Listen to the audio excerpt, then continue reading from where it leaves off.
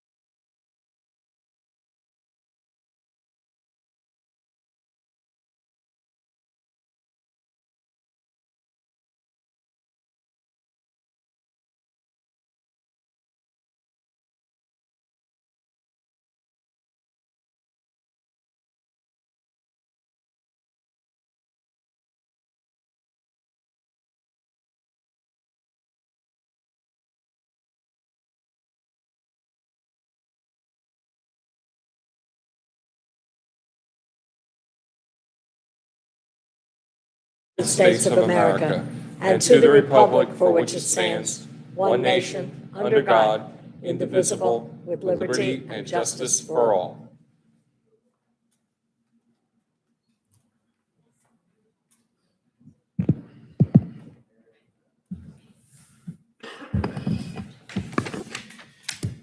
All right, everybody, welcome to the June 15th, 2026 Jackson Township Planning Board meeting. This meeting's been appropriately noticed in all the proper forums and places according to the Open Public Meetings Act, and I will leave it up to Madam Chairwoman. Good evening, everyone. We'll have a roll call, please. Mr. Brezzi. Here. Mr. Marzo. Mr. Heller. Here. Mr. Parks. Here. Mr. Rogers. Here. Ms. Santoro. Mr. Tremor. Mr. Weingart. Mr. Sullivan. Here. Dr. Campbell. Here. We'll have a motion for payment of voucher for recording secretary for June the 15th, please. So moved. Second, Sullivan. Have a roll call, please. Mr. Brezzi. Yes. Mr. Heller. Yes. Mr. Parks. Yes. Mr. Rogers. Yes. Mr. Sullivan. Yes. Dr. Campbell. Yes. We'll have a motion for approval of the minutes from June 1st, please. So moved, Sullivan. Second. Mr. Brezzi. Yes. Mr. Heller. Yes. Mr. Parks. Yes. Mr. Rogers. Yes. Mr. Sullivan. Yes. Dr. Campbell. Yes. We have a change to the schedule. We're asked to carry block 5902, lot 53, Brookwood Enterprises, from July 6th to August 3rd with no further notice required. We'll have a vote on that, please. Motion. Motion to move block 5902, lot 53, Brookwood Enterprises LLC from July 6th to August 3rd. August 3rd. Sullivan. Second. Mr. Brezzi. Yes. Mr. Heller. Yes. Mr. Parks. Yes. Mr. Rogers. Yes. Mr. Sullivan. Yes. Dr. Campbell. Yes. Any engineering matters? Any planning matters? Thank you. Any legal matters? Not at this time. Okay. All right. We'll move right ahead then, please, Mr. Alfieri.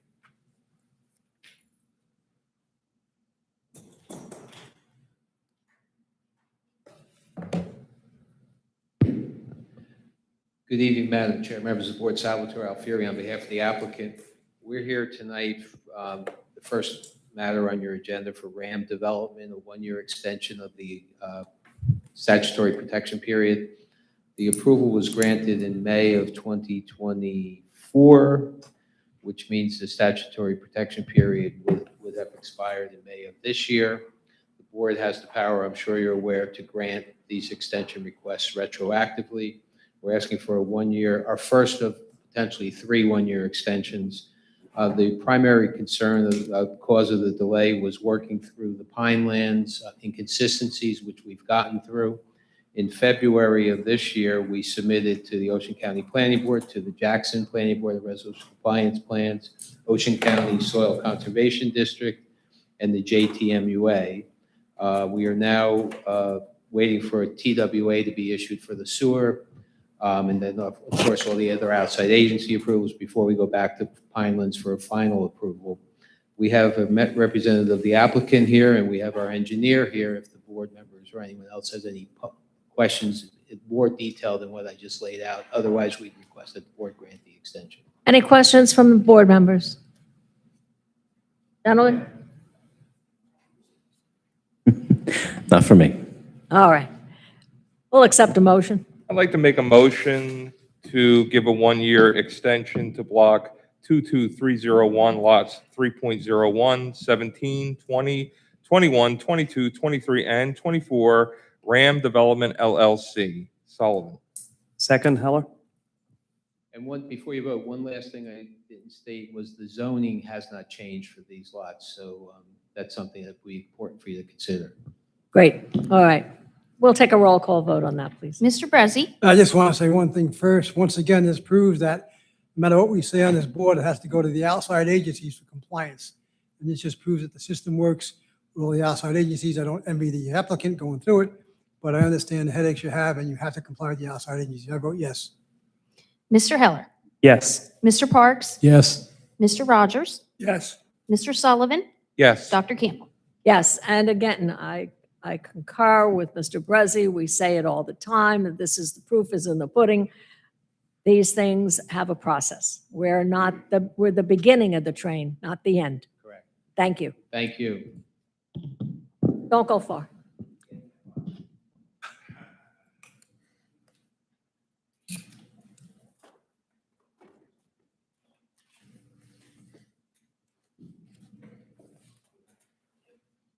Mr. Borden, 2 meetings in a row. Thank you.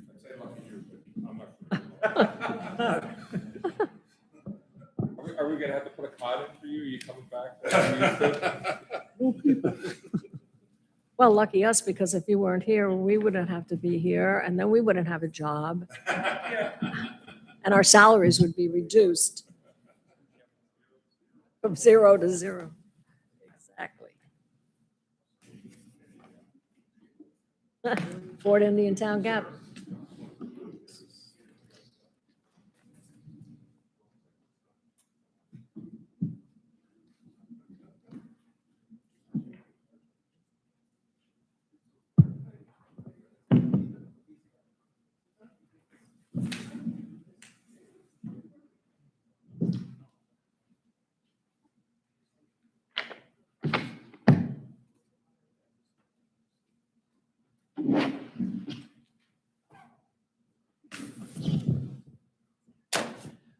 Hello again, Madam Chair, members of the board, Salvatore Alfieri on behalf of the applicant.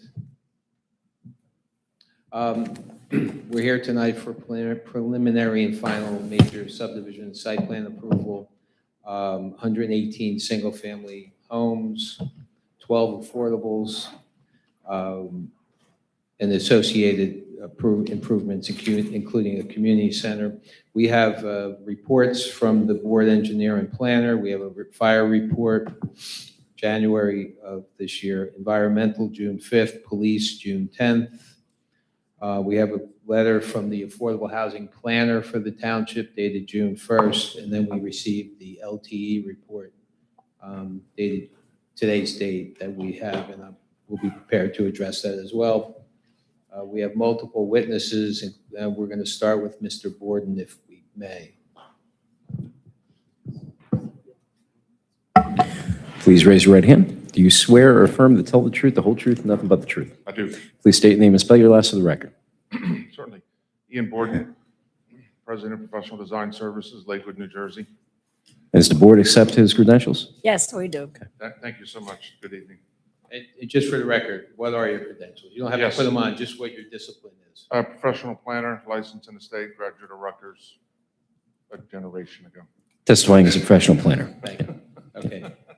So Ian, and you also submitted exhibits in advance of the hearing tonight. and I did. think you handed out a package to the board members I as did. well?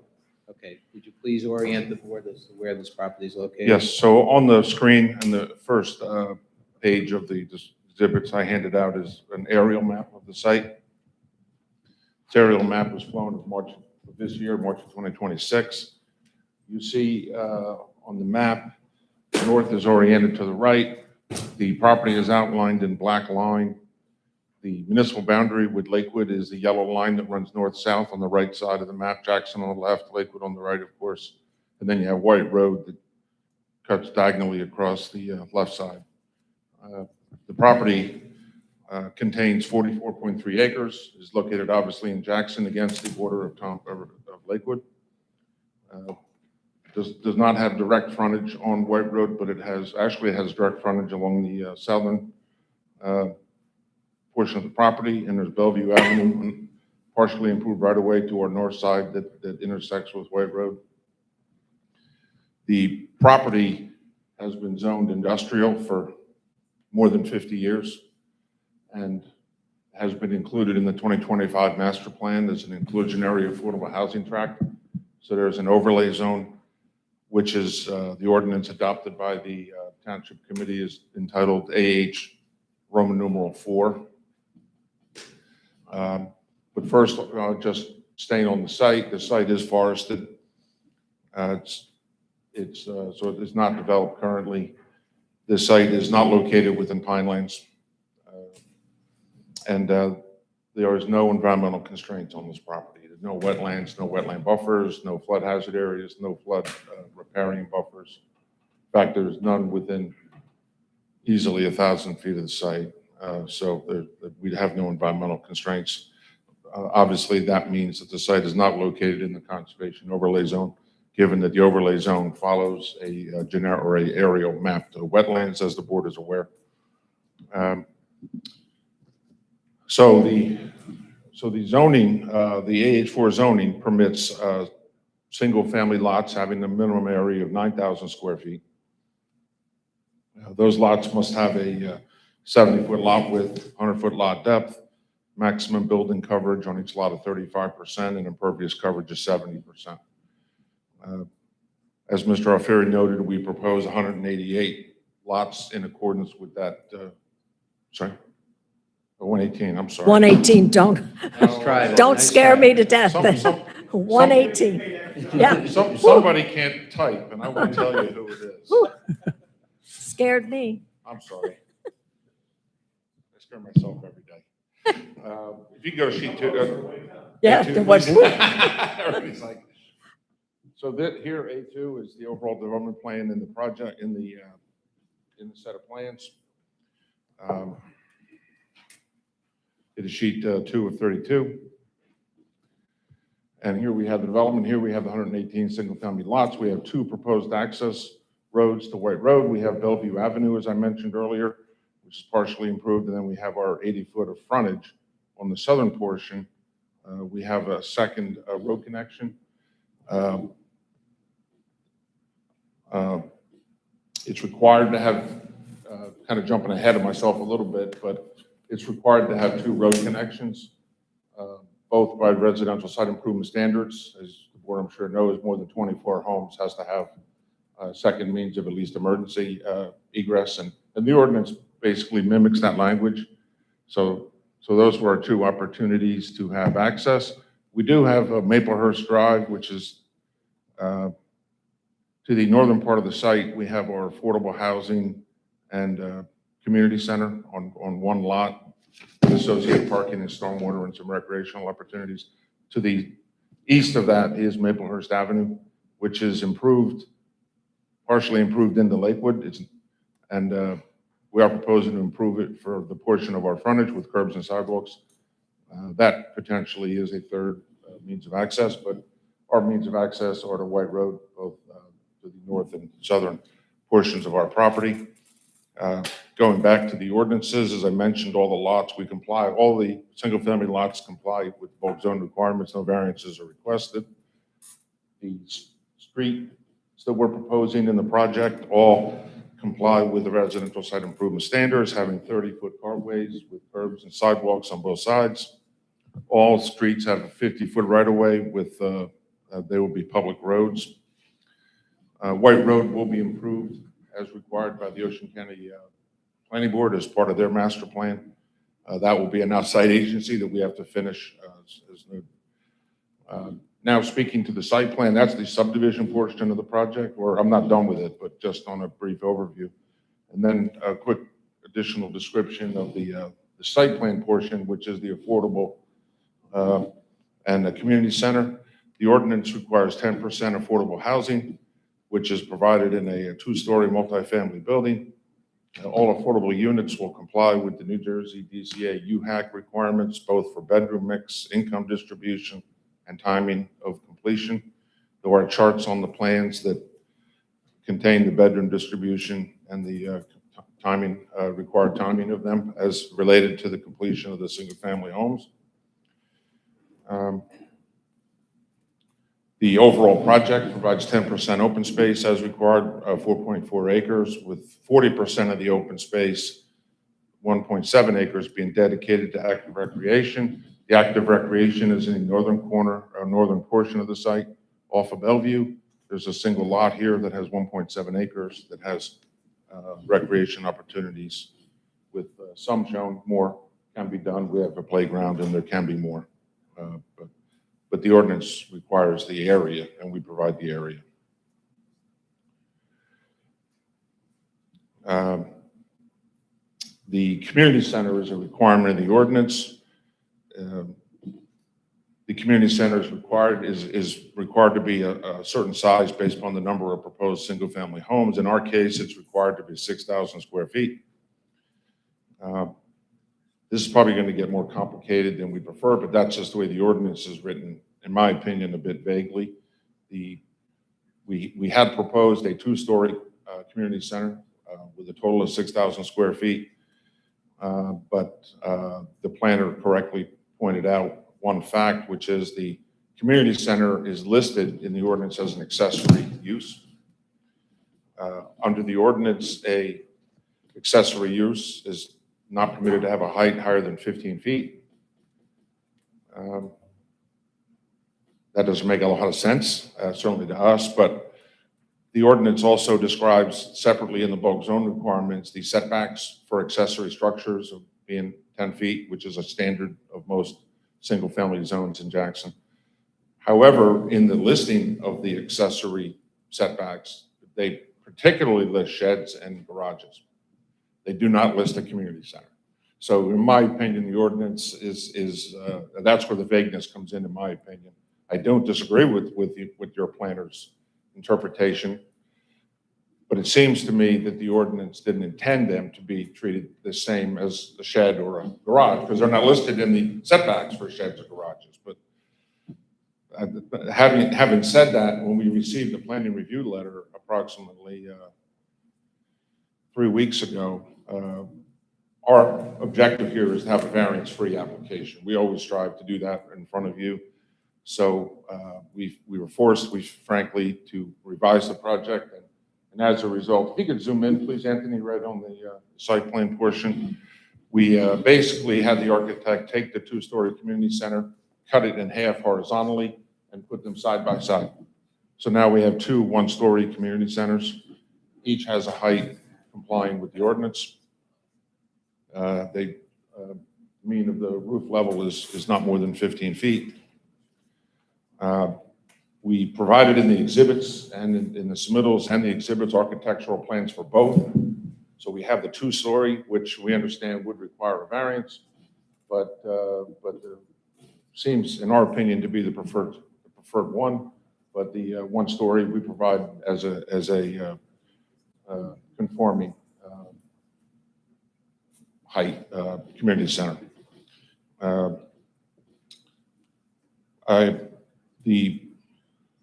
As far as parking goes throughout the entire site, the parking we have guest parking throughout the entire property. The ordinance requires a certain percentage, I believe it was 27 spaces, to be sprinkled throughout the development. That was another one of the comments in the planner's review in early 3 weeks ago or so that we adjusted in our plans that were resubmitted to the board. We provided 3 locations where the guest parking is now provided, scattered throughout the site. So we comply with that section of the ordinance. As far as the parking for the site plan portion, we have a total of 80 spaces between 2 parking areas, one for multifamily affordable, which is here, 2-story multifamily, and then the clubhouse. The affordable units that we propose, including, that includes the credits. It's 72 physical spaces, but 8 EV credits. I should point that out.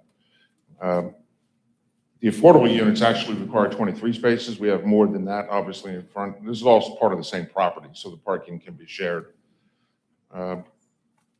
Here's where it gets also a bit, with the community center, a bit off the rails, because each of the one-story buildings has its own basement. And another quirk of this ordinance is that unfinished building area has to be considered part of the parking. Honestly, that is not something that we picked up in the rush to have the architect slice our building and drop them side by side. So as a result, the 2-story option that we originally submitted requires 61 spaces, but the 2 side-by-side 1-story buildings actually require 81 spaces because of the extra basement. So as a result, we're short on parking. I think we maybe end up, if we are stuck with the 1-story option, eliminate one of the basements to meet. I was just going to suggest, how about just eliminating a basement? Well, that's where I was going, yes. So, as far as the single-family lots, I'm trying to encourage consideration of the two-story building, if you don't notice. Nice try.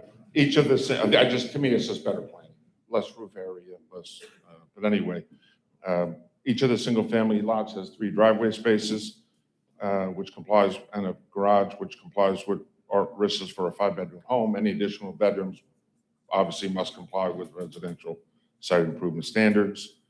We had noted in the statement of operations that all single-family lots will be deed restricted to prohibit conversion of basement and garage areas to rental units. To talk about general site design stuff, the site will be serviced by public water and sewer. The project site is currently located in the central sewer service planning area, JOA plan. Public sewer is available on Whitesville Road, which is obviously west of the property. We have proposed a pump station with a force main running down Whitesville Road to connect to that existing gravity sewer main. There is also an existing 12-inch water main in Whitesville Road. We'll be extending the water to the site to provide the public water. The pump station, if you don't mind zooming back out, Anthony, on this sheet. This sewer pump station is in the southeastern corner of the site. It would pump back up our roads and down White Road towards the bottom of the exhibit A2. Pump station is basically underground, is completely underground. The only thing above ground is a fiberglass valve enclosure. There is an emergency generator that will be present at the property, and that will have a critical grade muffler that we put on all pump stations. Grant will provide engineering testimony, but just to, again, summarize the overall project, I'm sure this board has heard ad nauseum about the new stormwater regulations. We have 16 small-scale infiltration basins to meet the various requirements of the new stormwater rules. Each of those basins will be fenced with access drives. I had noted earlier that the streets are 50-foot and public, but there will be obviously a homeowners association for this project. The township will be responsible to maintain the streets. However, the HOAs, and this is listed in the statement of operations as well, but the HOA is responsible to maintain the stormwater management systems, the 16 SSIs, and any other management systems we have. The HOA will also be responsible to maintain the affordable housing and community center site, the parking areas, sidewalks, all the recreation, landscaping, lighting, utilities. I should have said this earlier, but it's all the residents on the project, whether single family or affordable, all will have equal access to the recreation areas also. Refuse and recycling for each of the single family homes will be done with the same RoboCan system that I and every other homeowner in this town does with the private contractor. Recycling is picked up by the township, but with garbage by an independent contractor. We did add what I thought was an important twist in the statement, which is all of the residents for this project will be required. The homeowners association will select the vendor. I think there's 3 now in town you could pick, maybe even 4. And I know from my neighbors, they all get picked up at different days. So rather than have scattered days of pickup 5 days a week, everybody has the same vendor, everybody has the same days of pickup. And recycling will be the same day through Jackson Township. We do require 2 design waivers that were noted in the tree expert review, both related to obviously landscaping and trees. One is both in the landscape section of the ordinance, 244-193A-2A, requires that planting shall be provided along major roads to provide a buffer from noise and lights. As I noted, we have no frontage on a major road because the only frontage we have is on the southern end. Will be proposed an access drive. So we simply have no frontage to provide these plantings that are required. So it would be completely impractical and impossible for us to comply with that. And then secondly, 193D3, very general, broad statement that says where existing trees to be saved are insufficient, the developer shall plant supplemental shade trees such that each lot shall have shade trees, a minimum of 6 shade trees per acre of lot area. My history of this township, that ordinance was really written based upon an acre lot that this town was, obviously most of the town has been developed, and my company have done thousands of those homes, but not for a 9,000 square foot lot. There's just no opportunities without, in my opinion, you need to create an adequate buffer around a home before you plant a significant size shade tree. And with 9,000 square foot lots, there's just no opportunities to do that, in my opinion. So we ask for a waiver of that. Again, it's just simply impractical to do that on a project that, in this case, an inclusionary development of 9,000 square foot lots. I want to conclude with a brief discussion of the outside agency status, the letters that we received. We received reviews from, I just mentioned the 2 waivers from the forester. We'll address all of our other comments, but we do ask those 2 waivers. We have a letter dated January 13th of this year from the Jackson Fire Prevention Bureau, where the plans were found to be acceptable. The question was asked if the aerial fire trucks can circulate all proposed roads. In my opinion, yes, and John Ray can provide supporting testimony as well. As I noted, all of the proposed roads comply with residential site improvement standards with both cartway width as well as the minimum horizontal radii. And presumptively, when you do that, all fire apparatus works. So otherwise, the statement was also made in the letter that all the roads should be labeled as fire lanes. I don't believe that Mr. Roush was aware that the streets were public streets. If they were private streets, we could mark them that way and sign them that way, but they're public streets. So don't believe we can do that, but I'll have that. We could request that through the township, however, that they be no parking on the streets. You can certainly do that. Yes, you can certainly do that. I'll mention that to Mr. I'm Brezzi. just, when you do a fire lane, that's a good point. But when the fire prevention describes a lane or a road or access, whatever you want to call it, as a fire lane, that includes signs on the sides of the road, which is kind of what you're talking about, which is fine. But then they also want the painting in the road that says fire lane. And you can't do that on the public street. So Jackson Police issued a memo dated March 16th. They asked if left turns are warranted on White Road. That will be left turn into the site. That will be determined by the Ocean County Planning Board. We'll be guided by their decision on that.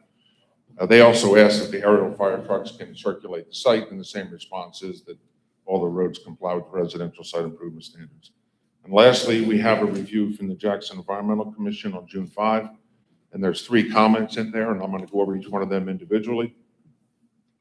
One was just simply a statement of deforestation,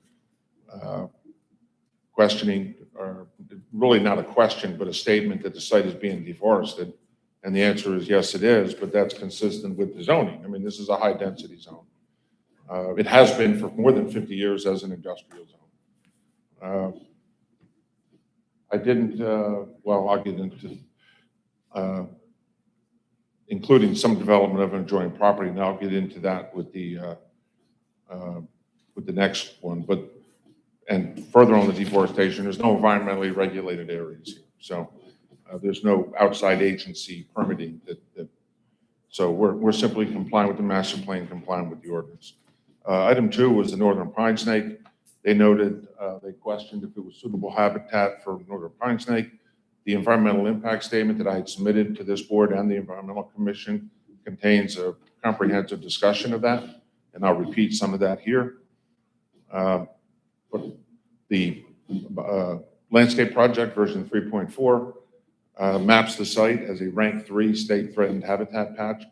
That habitat patch is basically the site and a small surrounding area of 139 acres. The habitat patch is noted as a deciduous forest with a greater than 50% crown closure.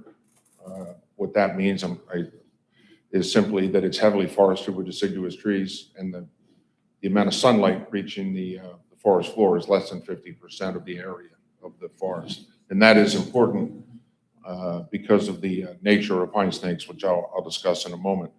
The mapping had one single occurrence in 2002. So 24 years ago. From a permitting perspective and a regulatory perspective, pine snakes are not regulated on this property. We're not in pine lands. Threatened and endangered species are only regulated where they're not regulated by township ordinance. They're only regulated through an outside state level permitting agency. And that can be either pine lands or if you're not in pine lands, only if there's a DEP permit. In other words, if we had freshwater wetlands, the wetland areas would be regulated for pine snakes. The upland areas would not be. In our case, we have no wetland areas, we have no floodplain areas, so there is no regulatory restrictions on pine snakes. Having said that, it is important to understand that deciduous crown closure because pine snakes require open sandy habitat for burrowing, for nesting. When one looks at habitat, you're looking for critical habitat, and that is habitat where they nest or hibernate. They do so underground in hibernacula or nesting burrows during the summer. And this site is simply not suitable for that, being a deciduous forest with such a heavy crown. They require open sandy areas because they regulate their heat with sunlight, direct sun. And this site is just not suitable for any of that with any measure of critical habitat. I think that's evidenced by the fact that this mapping has a single occurrence more than 23 years ago. In addition to the fact that this site is fully surrounded by development, we have existing homes along White Road. We have existing homes and other development in Lakewood. And then to the south of us in Jackson is the just off of our figure, and just off my aerial is what's called the Whitesville Industrial Park. That was I think it was 40 lot industrial subdivision that was approved 25 years ago and was partially developed. In fact, that property was fully cleared. So we're fragmented by development on all four sides. So I think that's also an important point. And then the third item in the Environmental Commission letter was they noted that the site is underlain by the Vincent Town and Piney Point minor aquifers. Well, every property is underlain by an aquifer. I believe they got that from my EIS, which is fine. Again, every site is underlain by an aquifer. What you look at as part of an environmental impact statement is water use. In our case, we're using public water. So we have no impact on any aquifer underneath our site because we are recharging our runoff through our stormwater system, and we are not withdrawing any water for consumption. Our consumption, our domestic supply water is coming from Jackson MUA, whose wells are in the Raritan Aquifer, which is a much deeper, more confined aquifer, not located near the subject property. So again, that was not a question per se, it was just a statement, but I just wanted to put it on the record. And I will address those with them individually, but that will be what my response to them is. A couple follow-ups. There's no site identification sign proposed? We do not propose one, no.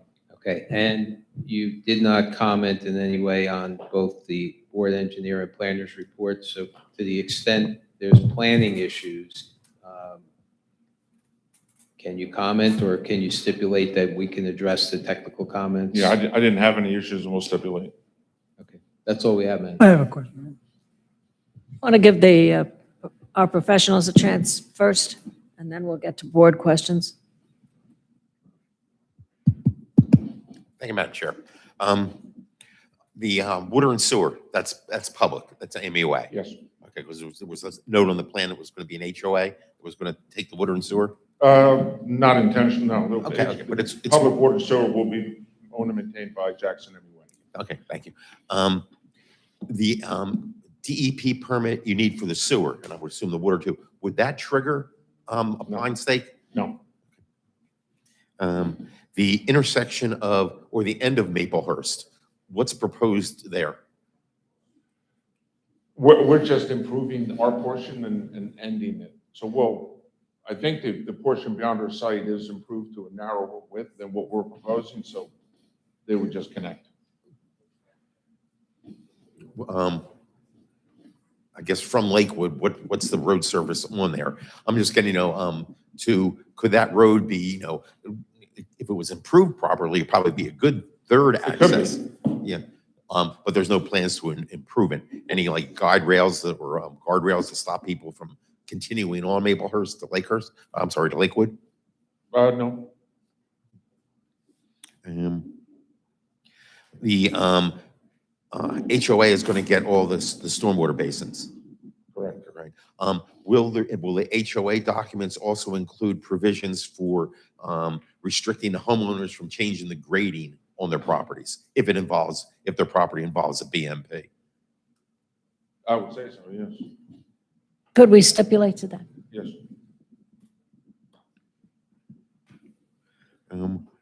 And the clubhouse building, could that potentially be a sales office in the beginning? Is there any plan for that? We have not discussed that. I don't know if it's permitted or not. I'd be guided by the zoning ordinance. I don't know if it's permitted or not. That's all for now. Thank you. Mr. Peters?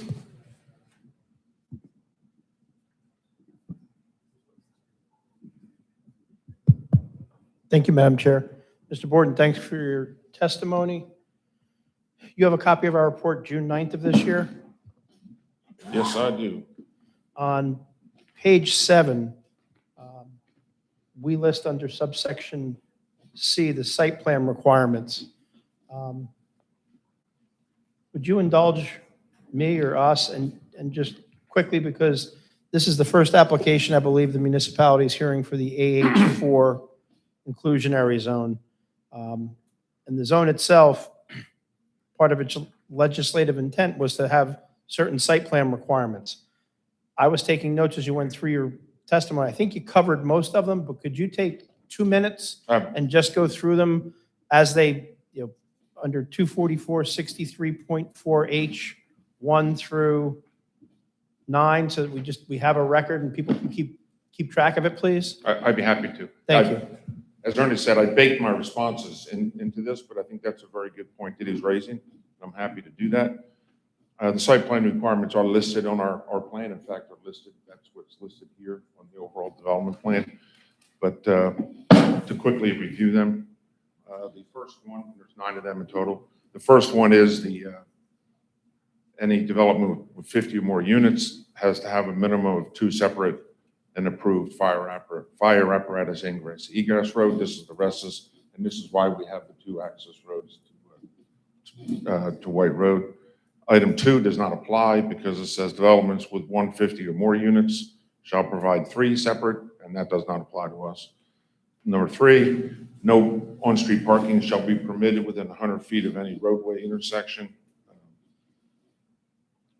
And that was actually I should have mentioned that. That was actually a comment that was in the original planning letter that we addressed in our resubmittal. So the plans in front of the board has no parking signs for more than 100 feet of the access drives, both access drives extending from White Road. 10% of the total area open space, I had testified to that, 4.4 acres is provided. 40% of that open space must be recreation. That's the 1.7 acres that I had testified to on that larger lot in the northeastern corner. Every project with 50 or more units shall provide a clubhouse or community center, a minimum of 3,000 square feet. And the size is based on so we provide that. The second item, or the next item, which is item number 7, continuing on the theme of a community center, requires that every additional 25 units beyond 50 must provide an additional 1,000 square feet. And this is where the 6,000 required size of the community center came from. So we comply with that. We did the math and thereby the 6,000 square feet. Item 8 requires access to amenities such as the community center and recreation for all residents. Note, I have testified that all residents, be it affordable housing residents or single-family residents, have equal access to all open space and recreation areas and community center areas. And then I did not talk about this, and I should have. The last one is the phasing of the amenities. And there's charts on the maps that contain this, but it gets a lot of numbers. There's a much like the takedown schedule of affordable, there's a takedown schedule of the clubhouse and the recreational amenities based upon the percentage complete of the project. For example, 25, when you complete 25% of all the single-family homes, we're required to complete 50% of the total project recreation. 50 units completed require 3,000 square feet of community center, 100% of the recreation, and for 125 units completed requires 100% of the community center. Obviously, in our case, 100% is 118, not 188. That's so, but the charts list that compliance with each of those, and we comply with all of them. Thank you. Madam Chair, I thought it was important both for the board and the public to understand that they've indicated they have a conforming use. It's a new zone. It's the first time we're dealing with it. From the testimony I've heard from Mr. Borden so far, they were attempting to have a variance-free application. We may have a conversation about the clubhouse and what the best product is and whether or not a variance is justified or not. But I thought if we were keeping score, we have a permitted use. They've went through the design standards that are specific to this new ordinance. And as of now, except I believe for the clubhouse, they don't have any variances. So just want to sort of get us to a point from a planning perspective of what we were dealing with from a land use law perspective. Mr. Borden, just one other item on bottom of page 8, under A6, the retaining wall that looks to be out in a right-of-way. Could you just give us a snapshot of how we're going to accomplish that, or if there's property available, or if there's an easement? You could zoom in back to the top of the plan there, please, Anthony.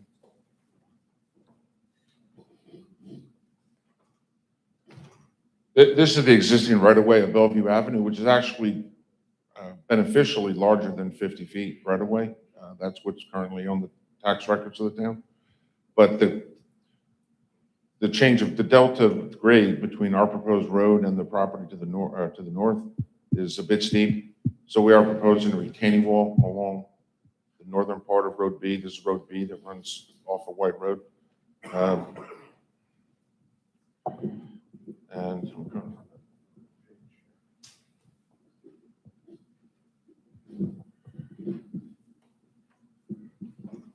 Right, so the height of that wall is, I believe it's not more than, I think it's 4 feet. yeah, I tried to keep it at 4 feet. I didn't want to trust my memory or anything. I guess the concern is do you have rights? It looks like part of it goes on the property, correct? We did clip the corner of the property. We will require an easement from that property to complete that. Yes. Okay, so if the board acts in the affirmative, it's a reasonable condition. Yes. The board's not suggesting that somehow the town has to get involved with you getting this easement. No. It's on the That's applicant correct. to secure the easement to effectuate the design you have on the plans. That's correct. At this point, as it relates to Mr. Borden's direct testimony, I have any additional comments or questions? But thank you And for letting me go if through we that s- exercise. If we get rid of that second basement, then that should help the parking issue for sure. Yes, absolutely. Yes. All right. And one thing I'm going to ask for Mr. Brezzi. I think, Mr. Brezzi, maybe the township and the planning board could get together and discuss clubhouses and maybe look at ordinances, an ordinance defining clubhouses, giving a little more definition. That would help planners in the future, I would We think. always like clarity, yes, we would appreciate that. We could relook at that, yes. And, We can revisit it. all right, now we'll go to questions from the board, and I know Mr. Brezzi has something. Just real quick, it's the homes don't have basements, correct? I think I read that somewhere. The homes? Yeah. The homes have basements. Okay, then I think you missed one of your deed restrictions. Because you said you had deed restrictions that the basement and garages cannot be used for dwellings or rentals. Actually, that's correct. There's also a deed restriction in that ordinance that they can't have outside steps to the basements. I believe. For sure. Well, there's nothing in the ordinance about that. In my opinion, the deed restriction on the garages and basements is needed for parking, right? We're talking about parking, but having steps into a basement, there's. Madam nothing- Chair, Yes, sir. if I might, because it's a new ordinance and I didn't have it committed to memory, I sort of read through I it a think bunch this of came times. from the master plan. Yes, so Chapter 244-63.4 is the AH4 Affordable Housing Overlay Zone. Subsection G says, under G1 says, market rate units and affordable units shall be deed restricted to prohibit conversion of basements and garages into rentals. Okay. And that restricts the outside access. No, Nope. no, you can have- That's No my restriction. question. No restriction.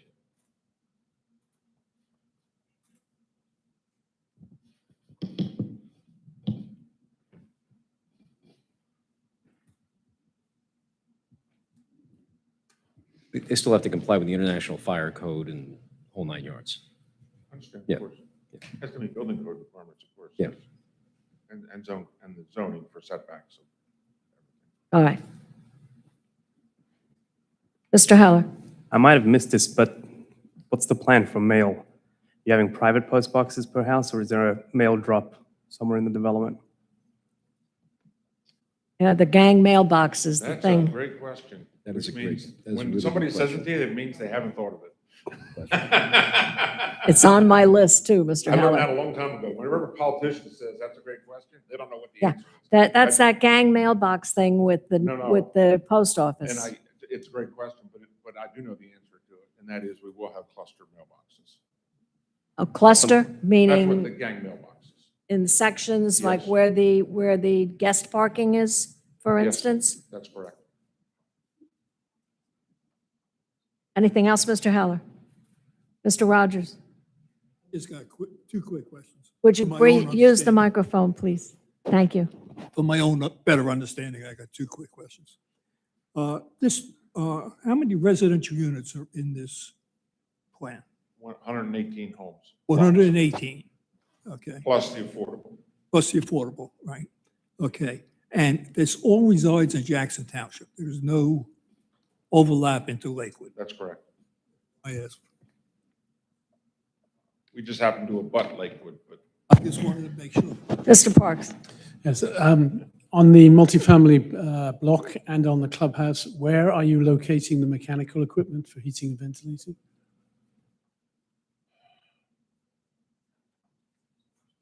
well, architect didn't tell me that, so. Do I we will have say- the architect here tonight? I will, no, I will say it's either on the roof, or if it's on the ground, it will be screened with vegetative screening, because I know the ordinance requires Okay. that any mechanicals on the ground must be vegetatively screened. Okay. So I would certainly commit to that. Again, our intent is to comply with all the ordinances. Seems reasonable, thank you. Anything, Mr. Sullivan? Well, we've covered the whole group then. I think, thank you. Thank you. But, just Now, we real quick, let me, make sure we have all the, we're gonna, yeah. Just real quick, so there's no variances, but there's 4 waivers, correct? There's 2. There's the 2 from the landscaping, Correct. right? But then are there 2 additionals, or is it just those 2? No, just those two. So those are the only 2 waivers? those are trees, right? Trees. Trees. Trees on White Road and 6 trees per acre on the lots. Right. And then the definition that we're basing the community center off of is that of Moskowitz pursuant to the statement of operations, right? Yes. So the fourth edition Moskowitz, gotcha. Yes, yes. Yeah, we're going to comply with the parking by eliminating one of the basements of the one-story community centers. That parking worried me. I was flying back from Chicago this afternoon, and what was on my mind was parking. My husband said, "What are you looking like that for?" I said, "Because I'm thinking about parking." So I'm happy to hear that we'll just eliminate that issue altogether. Great. So I know it would require us to provide relief to allow a two-story, one-building community center. As the planner for this project, does it make it more convenient for the residents for it to be a two-story, one building, or is this separated, sliced out, two separate buildings more convenient? I think it would be better from a land use and planning perspective to have a single roof. You have a single roof, less impervious, more lawn. It just better fits the site to have this two-story building. I think convenience-wise to the residents, it's equally convenient to have a two-story versus two one-stories. If anything, it's more convenient to be under one roof. And would your client and yourself want to request a variance for that? Yes, I think we would. I didn't go through them, but if you look at your packet, we submitted architectural plans for both one stories and the two stories. So, and each have a rendering. Again, as I described, the one story version is just each story separated horizontally and placed side by side. And when I looked at this, I envisioned maybe this is a good thing because it could separate the uses and maybe make the one-story building have more child-friendly, more senior-friendly, more smaller rooms inside so that they could be rooms for game playing, rooms for small group meetings. So I didn't think that was a bad thing. Right. It has some Right. interest built into it too, architecturally. And I agree with that as well, yes. So in your parking calculation, using that you decided perhaps probably to remove one basement to Yes. assist the parking level, if you went to the two-story option on the clubhouse, how would that affect that thought pattern? The two-story building requires 84 spaces. Currently, we have 80. Okay, So we could just add 4 more spaces. okay.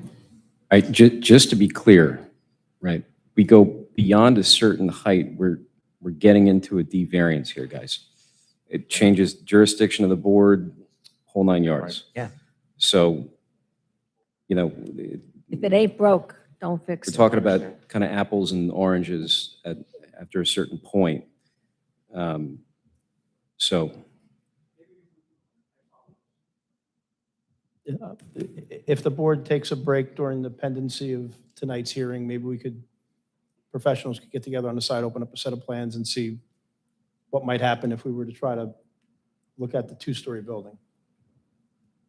I'm not sure I have the answer right this second, but while I think from a planning perspective, At this point, it would be so complex to have to restart that entire process all over again. I don't know that we get through it tonight. And our goal would be to address what's obviously an issue, maybe through the township, working with the planning board or I got doing it. an ordinance. One, they made the concession of going to the two buildings, eliminate one basement, meeting all the parking.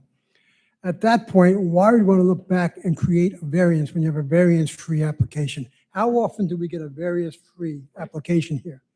And when we can do that, I think that's what we have to aim for. And I think the two buildings, in my eyes, some people might like it instead of going upstairs and stuff like that. So right next to each other, I think it works well, but I think the applicant moved along with what the engineer, with the planner found, made the adjustments, eliminated one basement, meets all the criteria except, so I mean, why do we go back to creating a variance and maybe even creating a D variance where it has to stop here and go to the zoning board? My opinion is keep it with two buildings. Wasn't the intention flexibility? Having the two buildings, wasn't that intended to be flexible? Was that your intention for that? Yes, yes. Really to avoid the variance, that's the main reason. But it does provide some level of flexibility. There may be some benefits doing it that way. The reason in part, and I kept the two-story building as part of the file, is because the ordinance seems to be unclear, and that I believe that would be corrected in the future. Some have never, and I don't know if there's any path forward for this, but I'm thinking more holistically than, it seems a shame that we would have to come back to the board for a two-story. If the ordinance is revised to say, yeah, we didn't mean that to be the height restriction. If there was some way that we can have that as an alternate, that we wouldn't have to come back to the board to convert it, if the ordinance was changed. But that gets too complicated. And then it's a matter of which board. Yeah. Because it becomes a D variance, then it has to go to the zoning board. Unless the ordinance is changed. Well, Yeah. in my opinion, if we did it like this and it changed from that, my true feeling is then you have to come back in front of the agree. board. And I think it was a good idea that went a little. I think that we've arrived at something without a variance. And I mean, this is fascinating. An application without a variance at the planning board, that's great. But no, I think if it's approved like that, we discuss it, you explain it well. Ernie Peters found the area where the height, you eliminated one basement to meet the parking, and you kept the variance for your application. I think that helps speak for the application. Thank Just you. leave it. I agree. Leave it alone. Let's keep it simple. I made it too complicated. Madam Chair, just don't Not forget the about first time. the solar, don't forget. That's yours. Oh, solar, yes. Solar ready. Solar ready. They'll be solar ready. the buildings. Yes. Someday, one of those solar ready things is going to really be solar. You know, that'll make me very happy. Anything else? Mr. Borden, thank you. Thank you. We're going to now call Graham McFarland, our engineer.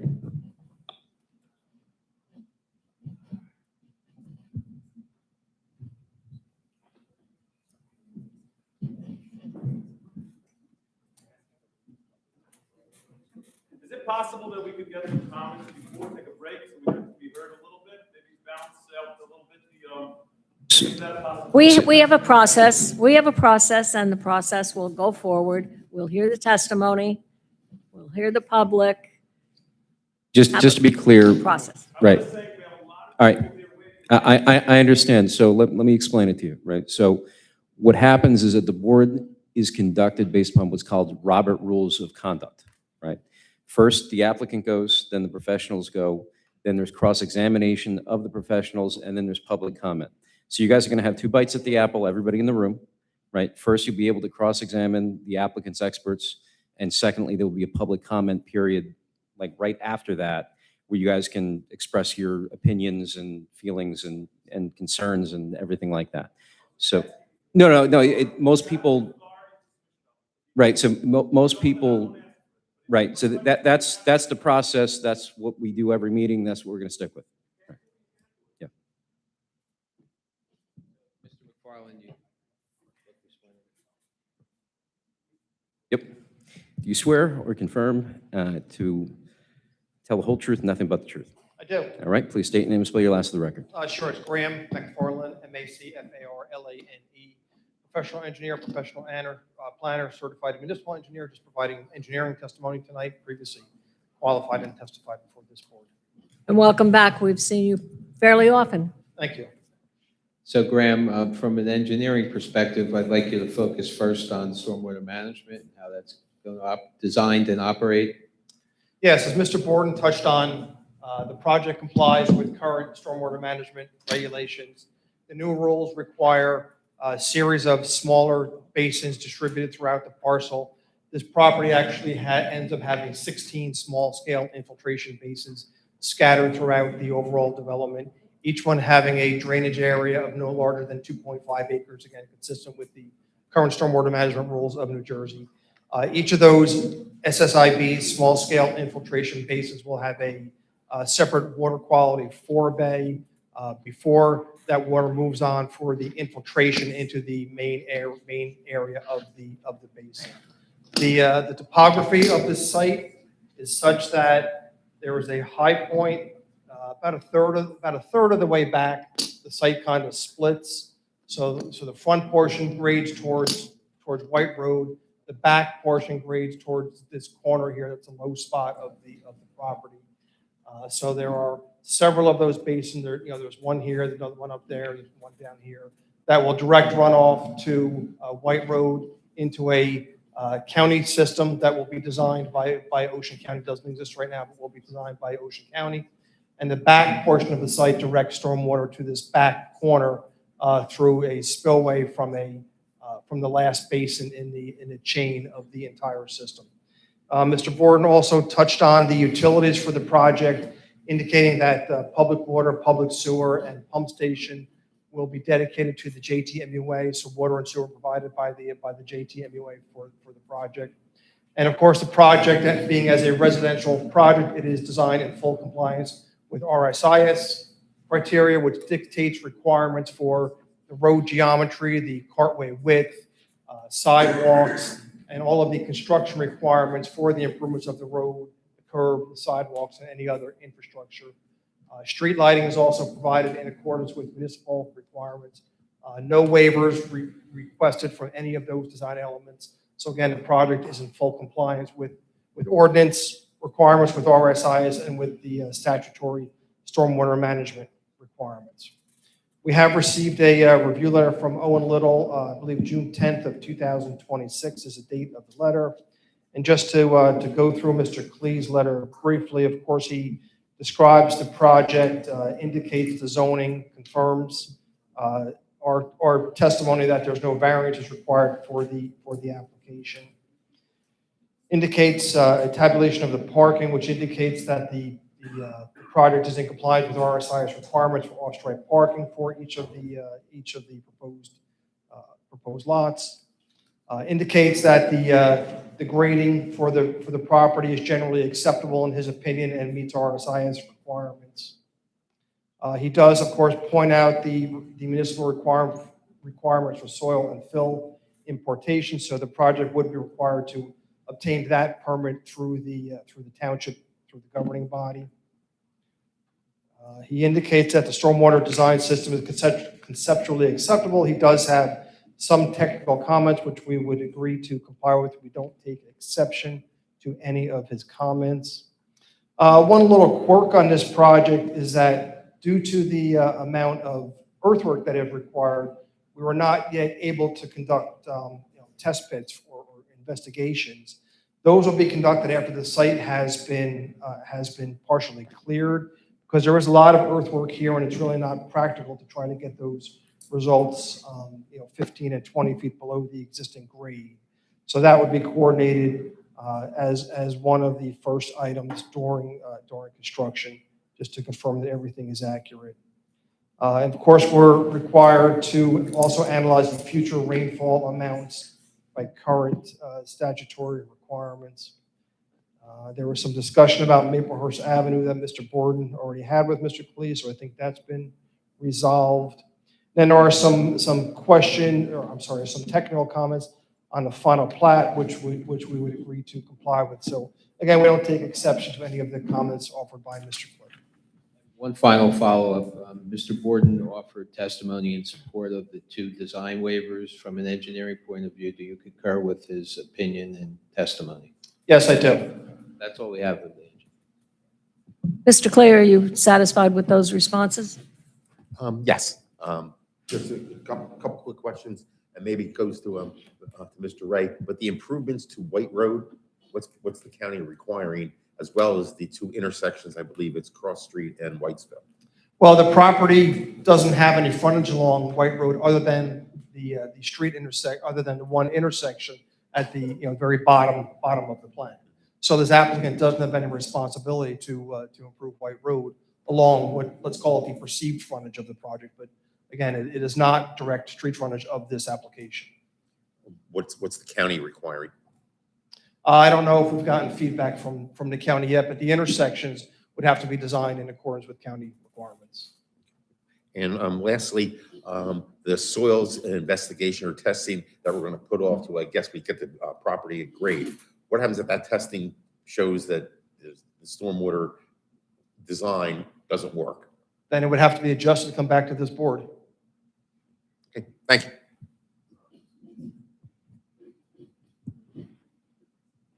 Anyone from the board?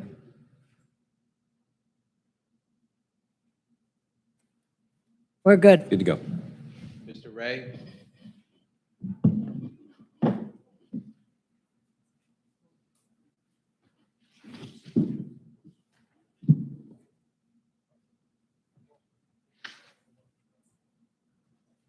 Please raise your right hand. And do you swear or affirm to tell the truth, the whole truth, and nothing but the truth?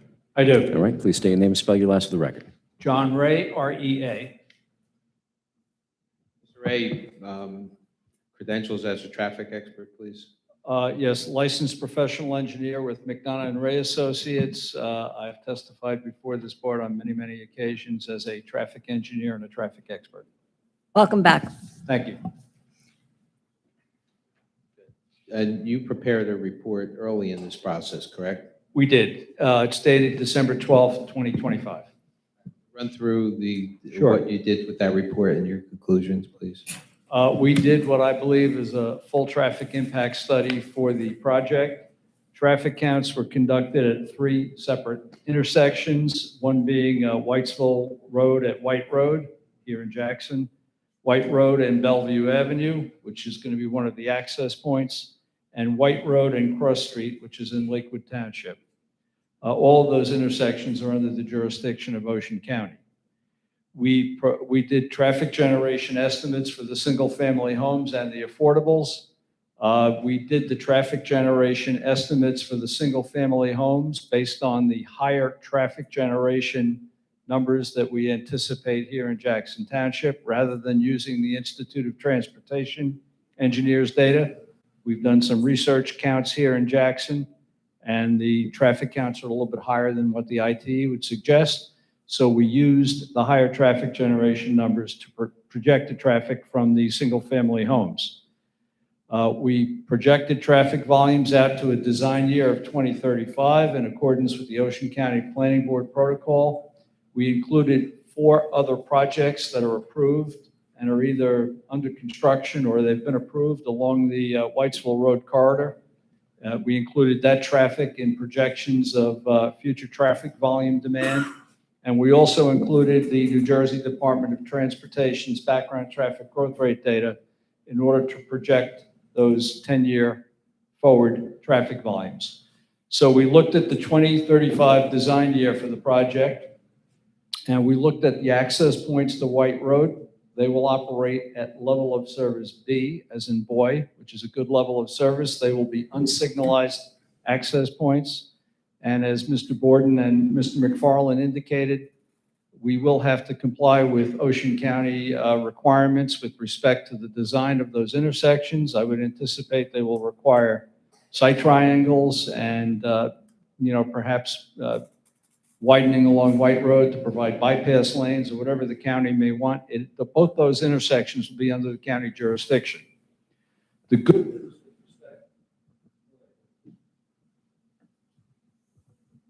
good news with respect to the off-site impact that this project will generate is that Ocean County has improvements programmed for both the White Road Cross Street intersection in Lakewood. There's going to be a 5-lane cross section on Cross Street there and a new traffic signal. And they also have an improvement program for the intersection of White Road and Whitesville Road here in Jackson. That intersection is going to be signalized, it's going to be widened, it's going to have left turn lanes. And with the Ocean County improvements in place for the 2035 design year, both of those intersections will operate at acceptable levels of service with those improvements in place. The Whitesville Road intersection will operate at level of service C during both the morning and afternoon peak hours with the Ocean County improvements in place. And the intersection of Cross Street and White Road will actually operate at level of service B because of the 5-lane cross section that the county is programming for Cross Street. So the good news is both of the off-site intersections through which all of our traffic has to go through, both one of those two intersections. The county has those improvements programmed for those intersections, and they'll operate at acceptable levels of service. With respect to the plan itself, as Mr. Borden indicated, it has been designed to be in accordance with New Jersey residential site improvement standards. We have 2 points of access to the property. There's a potential for a third point of access through Maplehurst Avenue at some point in the future. But the 2 points of access that we have do conform to the RSIS.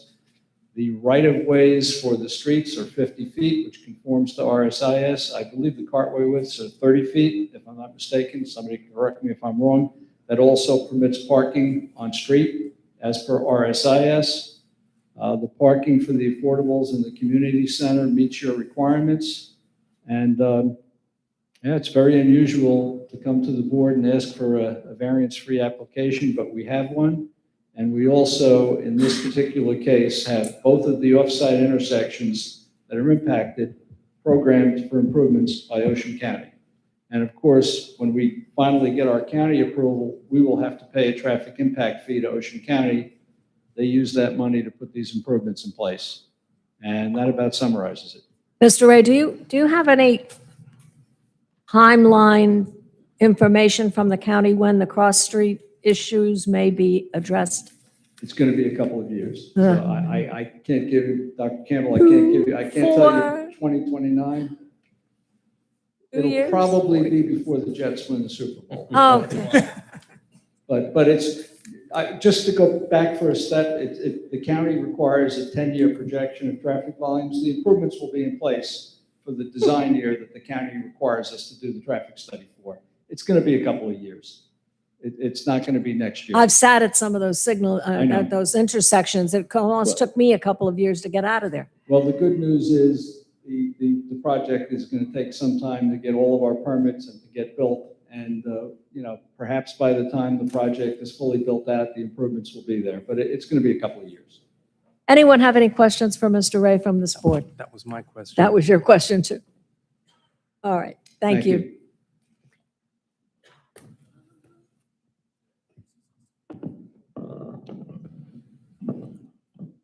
At this time, we're going to open to the public for cross-examination questions. Anybody who wants to cross-examine the witnesses that just testified can come up and ask them any questions regarding the testimony they provided.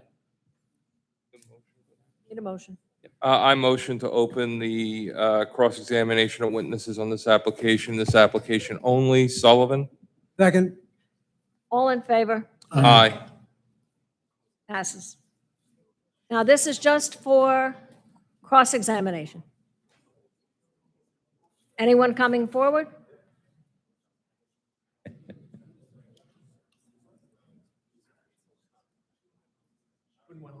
All right. Raise your right hand. Do you swear or affirm to tell the truth, the whole truth, nothing but the truth? Yes, I do. All right. Please state your name, spelling your last for the record, because we have no idea who you are. Raymond Tremer, T-R-E-M-E-R. A little Jackson, closer, Mr. Trimmer, please.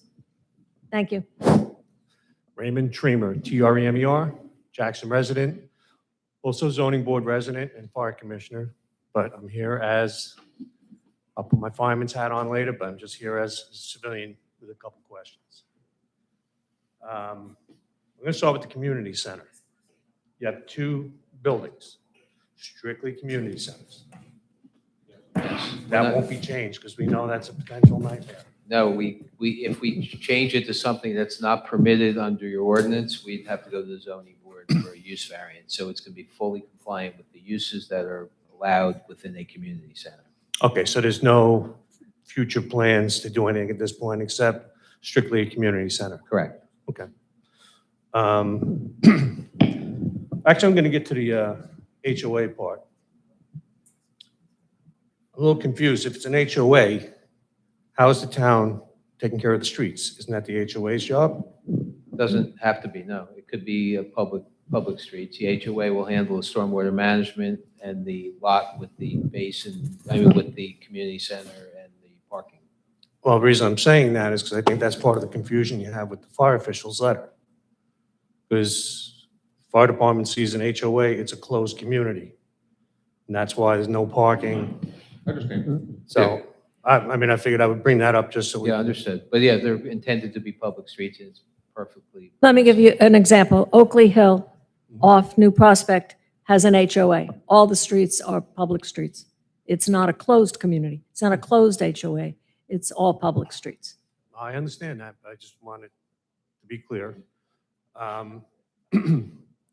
No plans to, and I know you can't tell the future, but it's going to stay in HOA. It's not going to just go away as soon as all the houses are Yeah, done. the ordinance requires an HOA, so we would have to be compliant. Oh, I know that, but we know what happens still. Yeah, well, once it's turned over to an HOA, we then have no control of what happens, but we are designing it as such that it has to be compliant. No, exactly. That's why I'm saying it in front of the board. Yeah, understood. If there's no occupancy in the basement, why do you need outside stairs?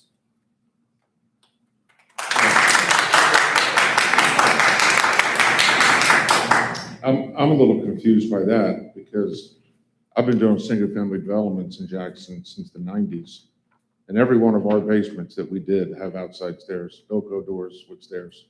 People want to access their basement for equipment, for toys. I mean, this is not new. I could walk you through Burke Hollow, Whispering Hills, Paramount Homes projects. Every single basement has a set of stairs in it. These are houses built in 1996 to 2014. Thousands of them. I don't know why this is even a conversation. Because 80% of them in the world I come from don't have it. I'm just asking, is that your preference, your style, or? I'm just telling you, every plot plan we did had a Velcro door into the basement. Okay, so that's what you like to do. No, it's not me, it's my clients. Okay. I'm talking about my work experience. No, that was the answer I was looking for. It's your clients. That's Yes. great. What kind of windows are going to be in those basements? Escape windows or standard windows? Whatever is building code Yeah. compliant, I so don't whatever know. the building department requires, we would have to do. Well, we're kind of creating a gray area now. No, You know, no. what, if it's no occupancy, then it's just a standard It window. doesn't say no occupancy, it says no rentals. So you're going to have living space possibly in the basement? It depends on the homeowner, but potential, yes. Okay, that's a little different.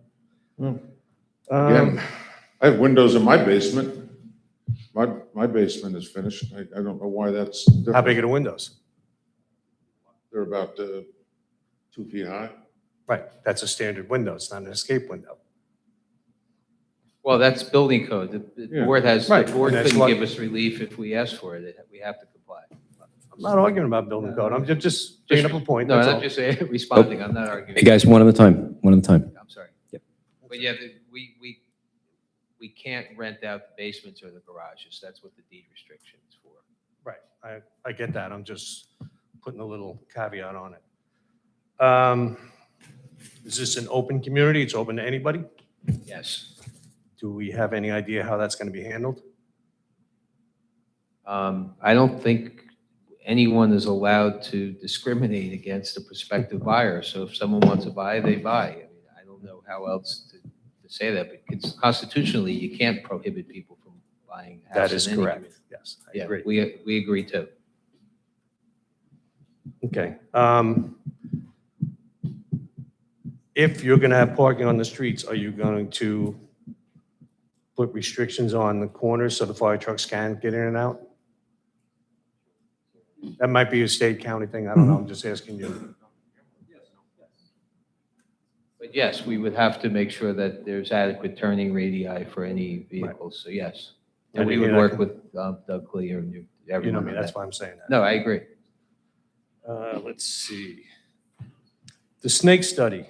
Your EIS said that it was dry, sandy soil that was amenable to the snakes. Did we do a snake study or? No study was performed, just a habitat assessment in the EIS. Okay, so is not a snake study required? No, as I said, they're not regulated by any ordinance or state regulation. Okay, well, I was told differently, but I figured I'd ask that. The 6 trees, why is that a problem?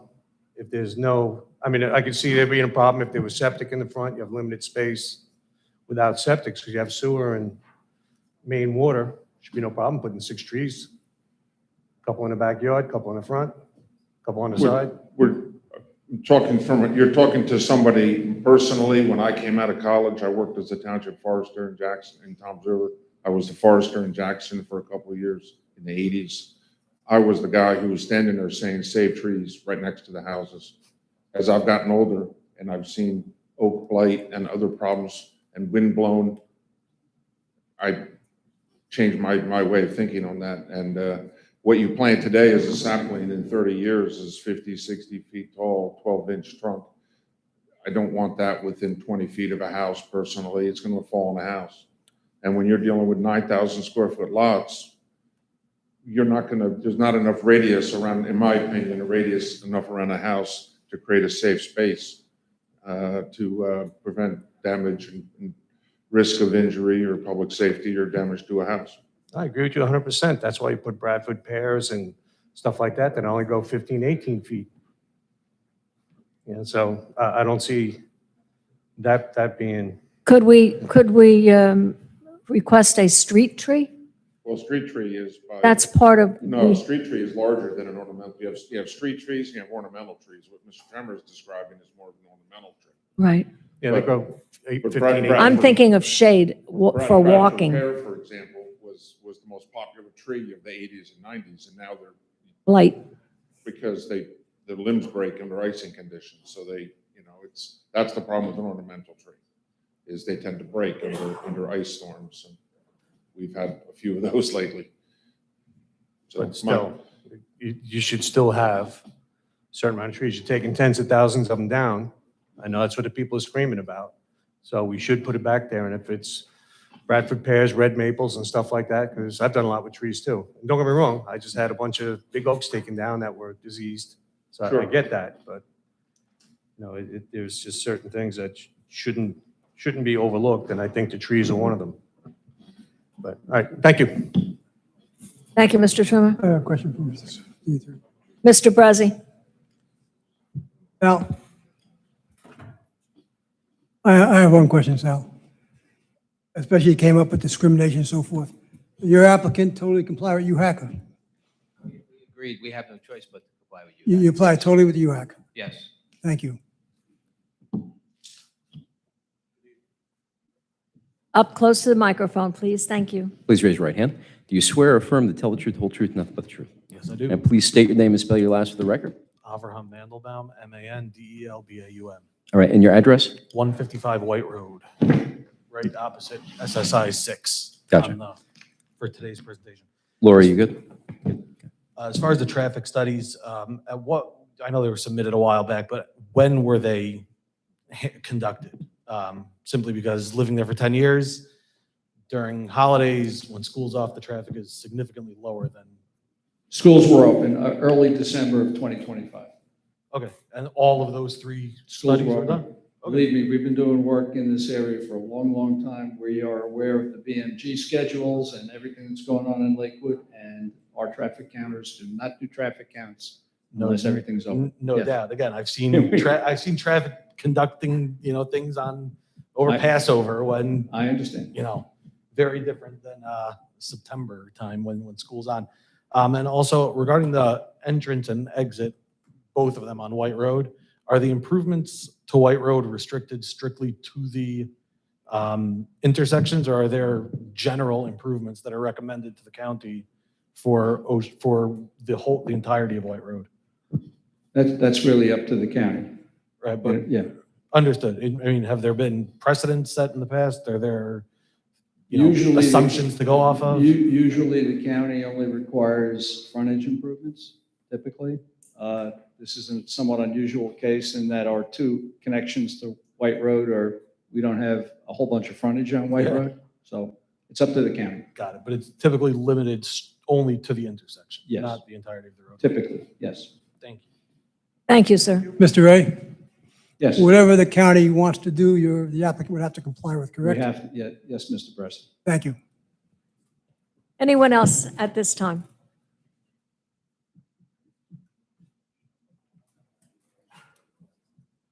Hello. My name is Yitzchak Hertz. Oh, hang on one sec. You swear or affirm to tell the truth, the whole truth, and nothing but the truth? I do. All right, please state your name and spell your last for the record. Yitzchak Hertz. My last name is Hertz. And your address? 103 Bellevue Avenue, which is, if you could point out, if somebody has the. Nope. To the left, right there. That's my house. Yep. So first of all, I would like to invite all of you to see the block. So this is just cross-examination questions, this portion. So if you have any cross-examination questions, now's the time. Sure. Okay. Mr. Ray, your report identifies the morning peak hours as 9 to 10 a.m. and the evening peak as 3 to 4 p.m. Did you collect turning movement counts during the 7 to 9 a.m. and the 4 to 6 Yes. p.m. commuter period? Yes. But those were the peak hours.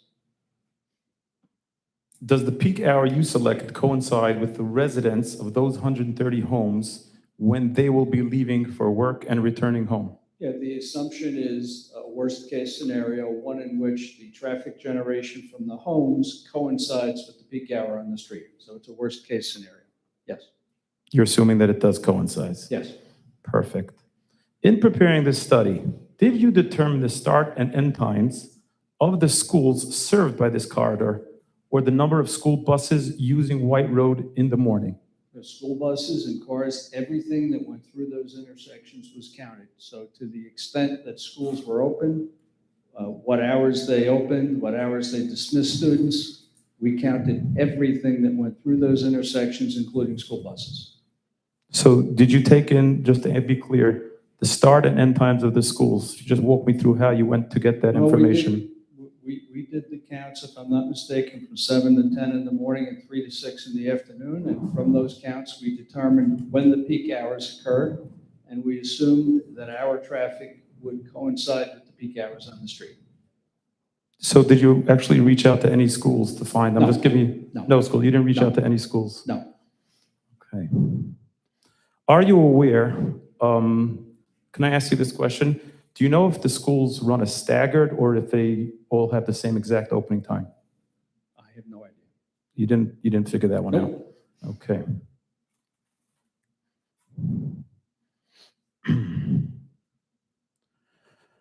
This area has a high concentration of private and religious schools, which generate more bus trips per student than public schools. Are you aware of that? Yeah, and they were counted. Did your counts or trip generation account for that elevated bus volume? Yes. Now, did you analyze how school buses stopping and turning on White Road interact with 130 households entering and exiting at your two new access points during those start and end times? The alignment of White Road is level and straight. The sight distance is good, and there are motor vehicle and traffic laws. When the school buses stop and they put the signs out and the lights are on, people know what they have to do. Yes. Do you know how many elementary schools there are in No. Lakewood? No. Do you have any idea? No. Do you know, with 130 houses, how many different schools that may represent? Well, it's 118 houses and 12 apartments, but no, the answer is no. So how were you even able to begin to determine a study of busing if you have no basis to understand how many buses will be coming in? Each Well- school, let me just finish my question. Did you Each finish? school- Okay, sorry. Yeah. Each school, we have boys and girls, and even amongst boys, there's no shared busing. So if you have 5 schools on Oak Street, they're not even sharing one bus. There's 5 different buses.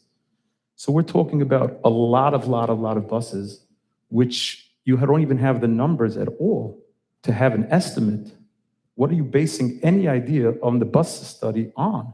Where are your numbers? How many schools? You don't know. How many buses? You don't know. So how did you even bring up something? What's the question? I'm sorry. You Question is lost very clearly, it's quite obvious that this esteemed planning board is trying to make it very good for us and make sure that we that live there, our quality of life will not be impacted negatively. So they're relying on you to do a proper job, to do the due diligence so that all the people over here will not be negative impacted. So I'm just trying to understand, how is it that you expect them to take you seriously when you don't even know how many schools, you don't know how many buses will be coming in there. I don't think that they, in good conscience, could go ahead and do what you need them to do Well, without that information. I could just do two quickly responses. Number one is we don't know who's going to live in these houses, so they may all go to public school. Number two, even though we know the reality is not likely. Number two is this is a planning board application. I said good conscience, by the way. And that's why I said not likely. But the next thing is this is a planning board application, so the planning board cannot consider off-site traffic as part of their decision. The law is very clear that once a car gets on the road, it's not this applicant's responsibility to deal with the traffic. So that law is crystal clear and it's been around for decades. So although we understand your point, that's not something that we're responsible for. I don't have any judgments against you. I guys think you guys are getting paid well, and No, you we're know. not taking it personally. It's Yeah, just sure, giving sure. you the legal answer. I'm just turning to them, and I'm saying Well- you guys are trying your hardest, I know. So just to be clear, the applicant's attorney is true. So what happened, I don't know why the Supreme Court ruled this way a couple decades ago, but it's, for whatever reason, the zoning board is able to take into consideration off-site traffic for purposes of denials. The Supreme Court ruled that the planning board cannot. So the planning board, all they can do is look at the ingress and egress of the site itself, the safety and health and welfare of that, and then the circulation pattern within a plan, right? So they can't look at off-site traffic. Is it and- okay if I interject? I'm not sure. Well, I understand. I'm just What is kind of off-site? laying No, just the. I'm trying to understand. What Yeah. do you mean by off-site? So what happens is that, like, they can't say, you know, a mile down the road, this is happening, this much traffic happens, you know, 3 traffic lights down the Why would this road. be off-site? I don't think this is off-site. I'm talking about on-site.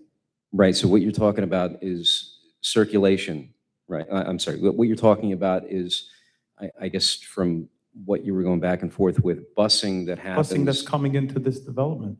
It's not Right, off-site. right, through and also outside. So what happens is that the board can base a denial off of the ingress and egress in a site or the circulation contained within. That's case law, right?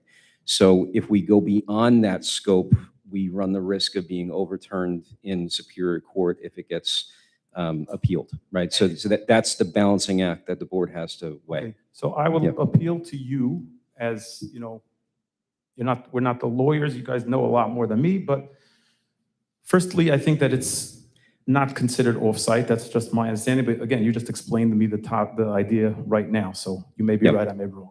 But I do believe that as part of it, you would do a study to see how much expected traffic is going to be coming in, right? So we're kind of getting more into like general comments than cross-examination right now. So we gotta, Okay, if you have any more questions for Sure. Mr. Ray. I Yeah. appreciate it.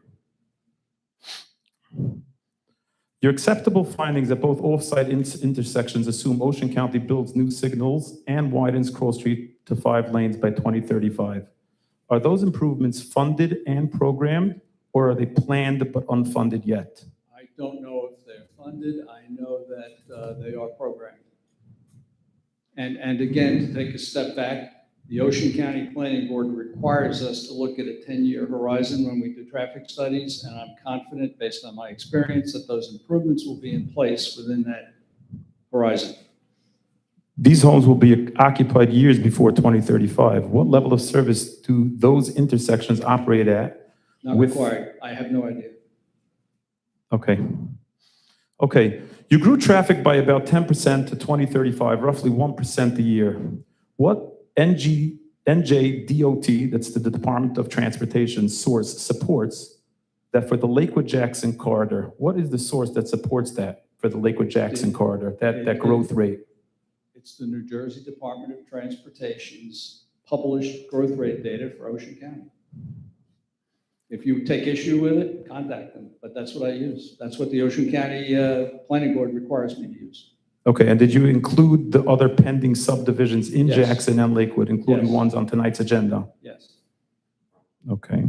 I mentioned that at the beginning of my testimony. One thing to confirm before you go, the report is signed by John H. Ray with Scott T. Kennel as senior associate, and the HCS sheets list the analyst as STK Kennel. If Kennel is the one who testifies rather than Ray, just swap the name. Good luck tonight. I'm right, I'm not Ken. I just read it off the phone.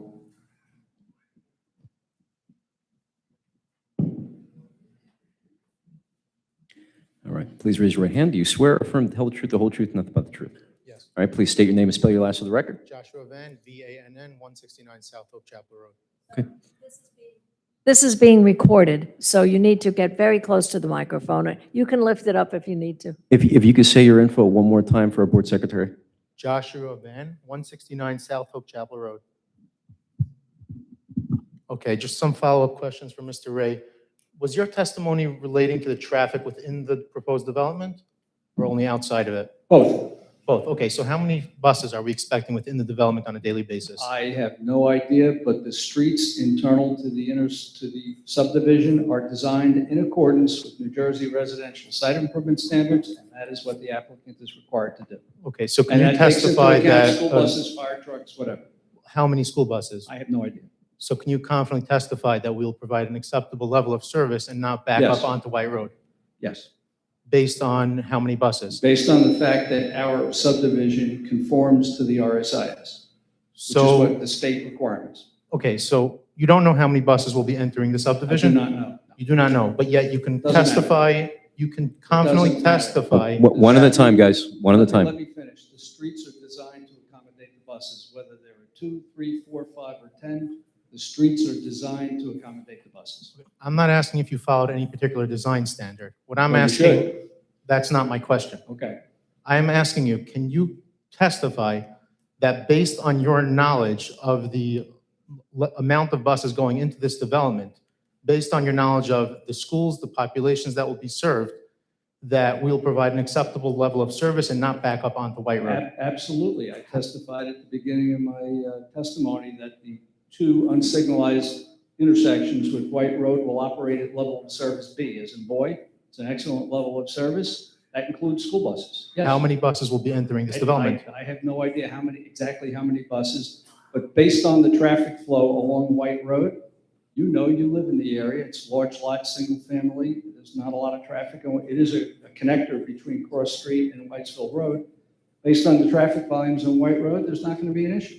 I'm not talking about the current traffic volumes. I'm talking about the I'm proposed talking traffic about- volumes. And without knowing the amount of buses that will be serving the proposed development, how can you testify? And I'm talking about traffic volumes 10 years from now, which is what the county requires of me. Yes. Not current traffic volumes 10 years from now. With the growth rates, the other projects in the area, plus our traffic, it's all been factored in. But you don't know how many buses will be going into the development. You can ask me that question 10 more times and the answer is going to be the same. I don't know. Okay, so without knowing how many buses will be going into the development, you are somehow testifying that we will not back up onto White Road and we will provide an acceptable level of service. You may not back up onto White Road. I don't know about you. I have no further questions. Okay. Oh, it's a race. We have plenty of time. He beat you. Please raise your right hand. Do you swear or affirm to tell the truth, the whole truth, and nothing but the truth? All right? Aaron Tischler? Please say your name and spell your last. Aaron Tischler? Tischler, Tischler. And your address? 202 White Road. So as you guys call it, the south entrance? Into the Sorry. microphone, please. The south entrance to White Road, I guess is the one closer to the bottom of the page. So you guys said that you need 2 access points to the development. Correct. I see 1, 2, 3, 4, that's going to be 5 No. access points. 2. Because that's already an existing street where, I guess it's called Maplehurst. That's already an existing street. Up to number 2 is already existing. That's one access. Then you have moving over to your right is another access, and then moving over to the next one is another access, and then you have another access out to Cross Street from I guess Bellevue. So can that access point be shut down? No, Why not? because those other access points that you mentioned aren't there. They're not real. No, We do not have access to Cross Street. You do have- And yet, we need 2 points of access to White Road. but You need the RSIS. But you have access point to Cross Street, and you do have access point to Cross Street. Where? Ian, can you help me? Do we have access to Cross Street? No. Can I borrow your? Hang on, one at a time, guys. Right here. This Maplehurst is an access point, and then this right here is already existing street. Right. So you have an access point to your development, 1, 2, and then you have an access point out to No, we White. need, I'm going to make it really easy. We need two points of access to White Road. Why We do you need 2 points of access to White Road because we have more than 25 homes. But why do you need to White Road? You need 2 access Because Maplehurst right now is a dead end. No, it's not. No, it's No, not. but it's not. not It is- improved, it's not improved away Okay, from our but property. in your plans, it's supposed to be approved. Is it We're not? This is the plan. It conforms with RSIS. You may be unhappy about the Not- one southerly point of access, but it's required for the project. And it's going to meet Ocean County requirements, and we need it, and it's going to get built. You have access. You're telling me this is not an access. This street right here is not an access. It technically is an access, but Is we can't, we just had a long discussion about school buses where they, you don't want school buses going down Maplehurst. You do want.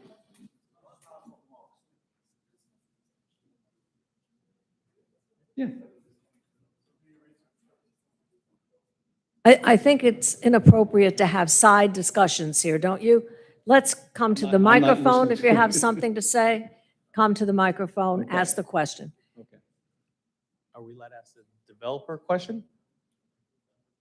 Or Sure. No. You may. I'm Yes. talking about a gentleman He who's didn't coming up on the testify. So side. He didn't testify He yet. didn't, so- oh. So I think the answer to your question is that we have no objection to eliminating that southern access point.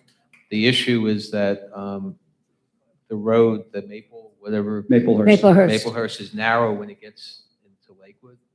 But Okay. if it could accommodate the traffic, we have no issue. Yes, I agree. What we could do is connect to Maplehurst, as we already are, connect to White Road on the northern end. We could even add, we have plenty of right-of-way here, we could even add a center island there, which is another provision in RISIS, and then eliminate this access. No.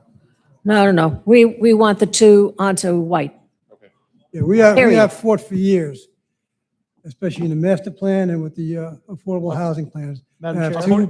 two good access roads in and out, and safety reasons and so forth. Am I right, Madam Chair? Ms. Campbell? Just to follow up. Mr. Peters. To follow up on Mr. Bressy's comment about appropriateness.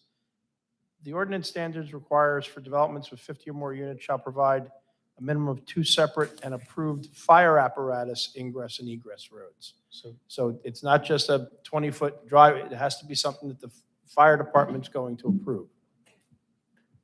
And they're not, and am I allowed to ask? Certainly. Is that not going to, those streets are not capable of fire trucks going down? Am I allowed to ask you the question? or- No? Oh, all right. Oh, okay. Fire trucks cannot, or fire trucks able not to go down?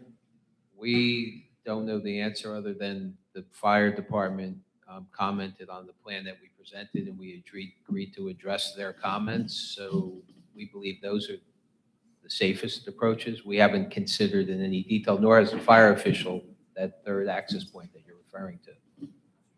23rd. Where those, there's 2 roads that are already part of the existing road, and then there's. Third leaving- being Maplehurst. We offer an alternative and clearly heard from the board that they want both access points to White Road. Okay. That's what I heard, correct? Absolutely. And I only have 1 ear, and I heard that.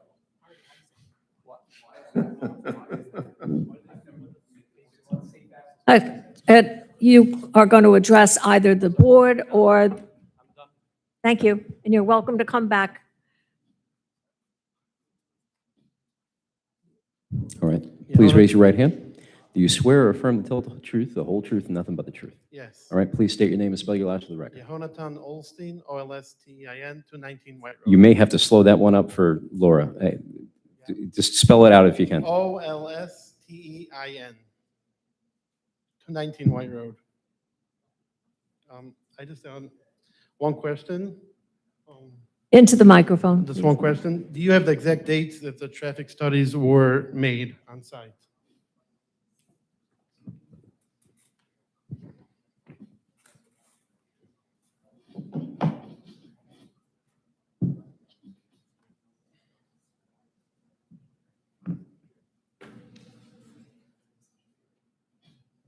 Thursday, December 4th, 2025.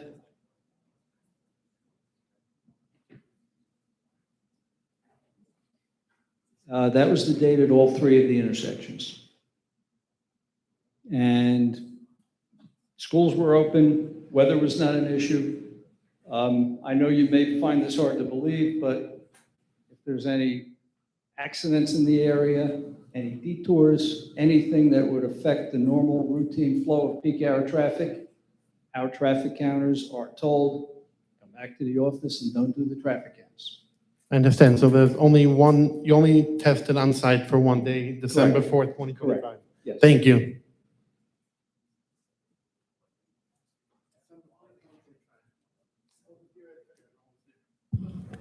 Please raise your right hand. Do you swear or affirm to tell the truth, the whole truth, and nothing but the truth?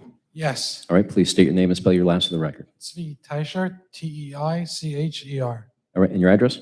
148 White Road, Jackson, New Jersey. On the exit on Bellevue,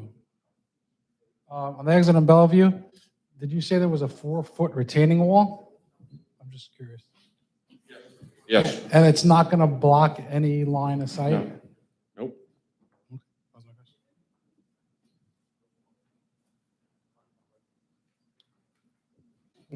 Oh, I'm back. okay. That's You for snuck up on me. Yeah. One more question, Mr. A. Are you aware that December 4th, 2025 was the Hanukkah vacation, that day that I believe Jewish schools are mostly off then? I'm not aware of that, and you would have to prove that to me. Sure.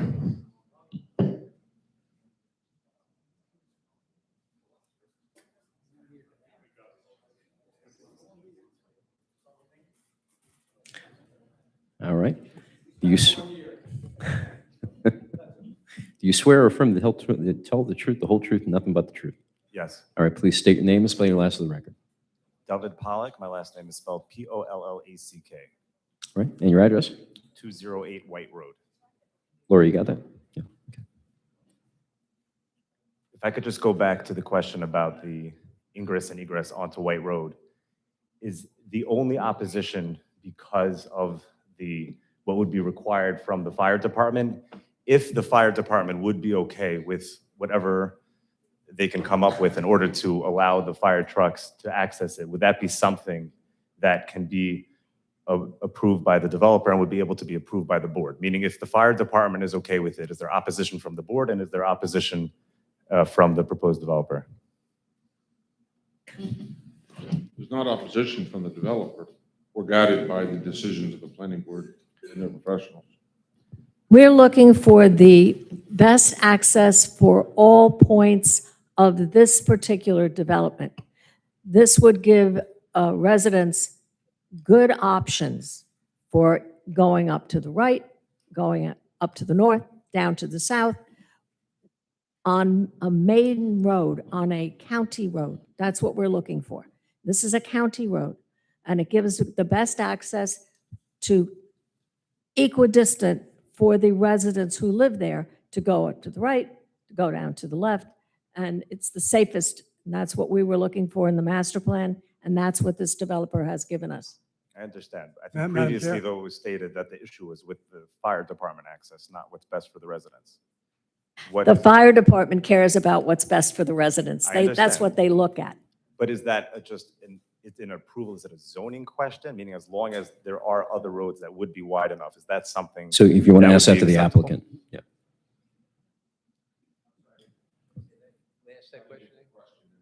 In the event that the fire department would not have an issue with moving the access to a point where it would be acceptable to them, is there any opposition from the developer to move those entrances? We've indicated that we would agree to that, but we defer to the board. It's not just the fire officials' call, it's also the board doesn't just look at this in a vacuum. They look at the entire area to make a decision. They don't look just at this immediate neighborhood. So we're okay either way. Mr. Brezzi may have an I answer. just want to throw my 2 cents in here. I said it earlier that for years, and I give the master plan subcommittee looking at how we get 2 solid entrances into a development with this many homes.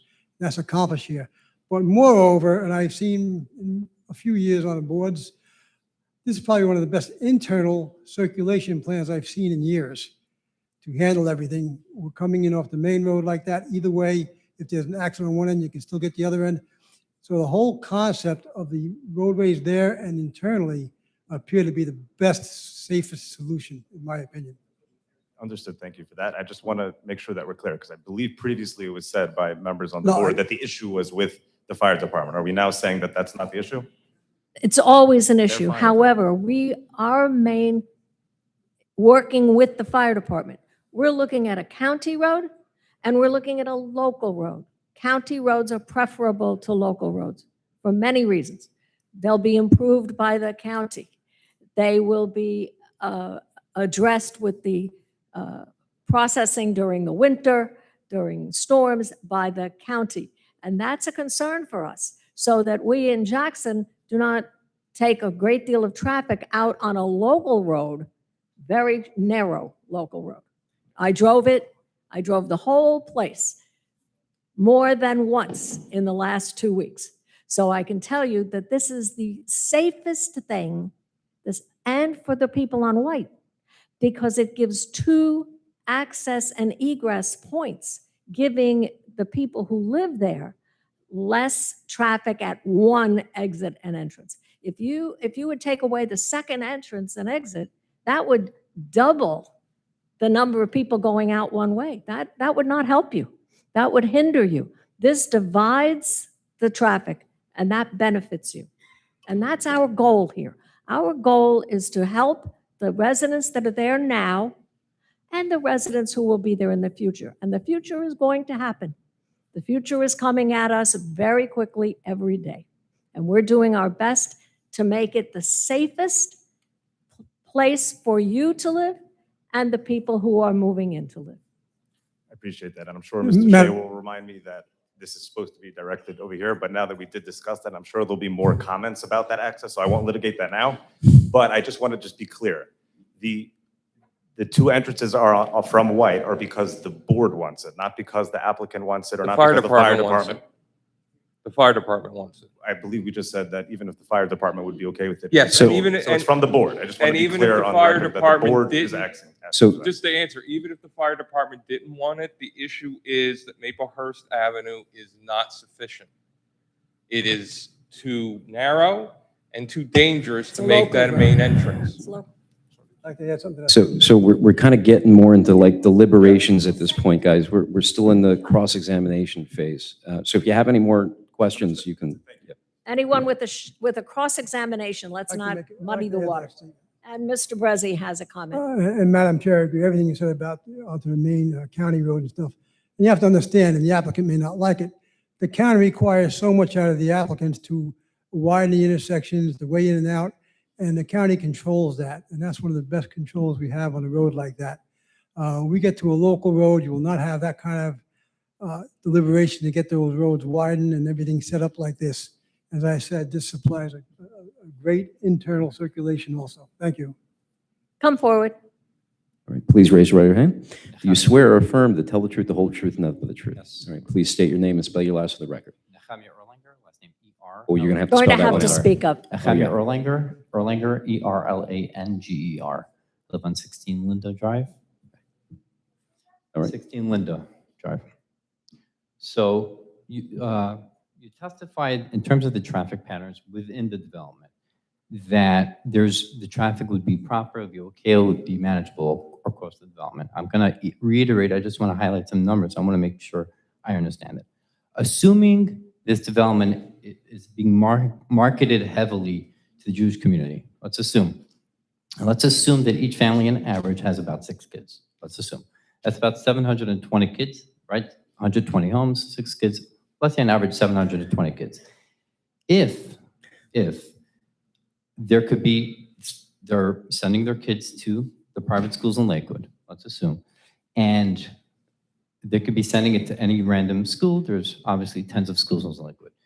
If there is a possibility there could be 100, possibly 200 school buses within the development at a given time frame, right? We're talking about 7 to 9 a.m. How, I'm just walk me through, how's it possible to have 200 buses or 100 buses, which is not out of the norm. If you come to our neighborhood, just the White Road neighborhood, there are plenty of buses just there on any given day. How would 100 buses be considered a proper traffic pattern? So I could answer that with that, because it's really a legal question more than a traffic question. The state law is that the internal roadways have to be designed under what's called the residential site improvement standards. We can't deviate from that, and the board can't tell us to deviate from that. That's a state regulation.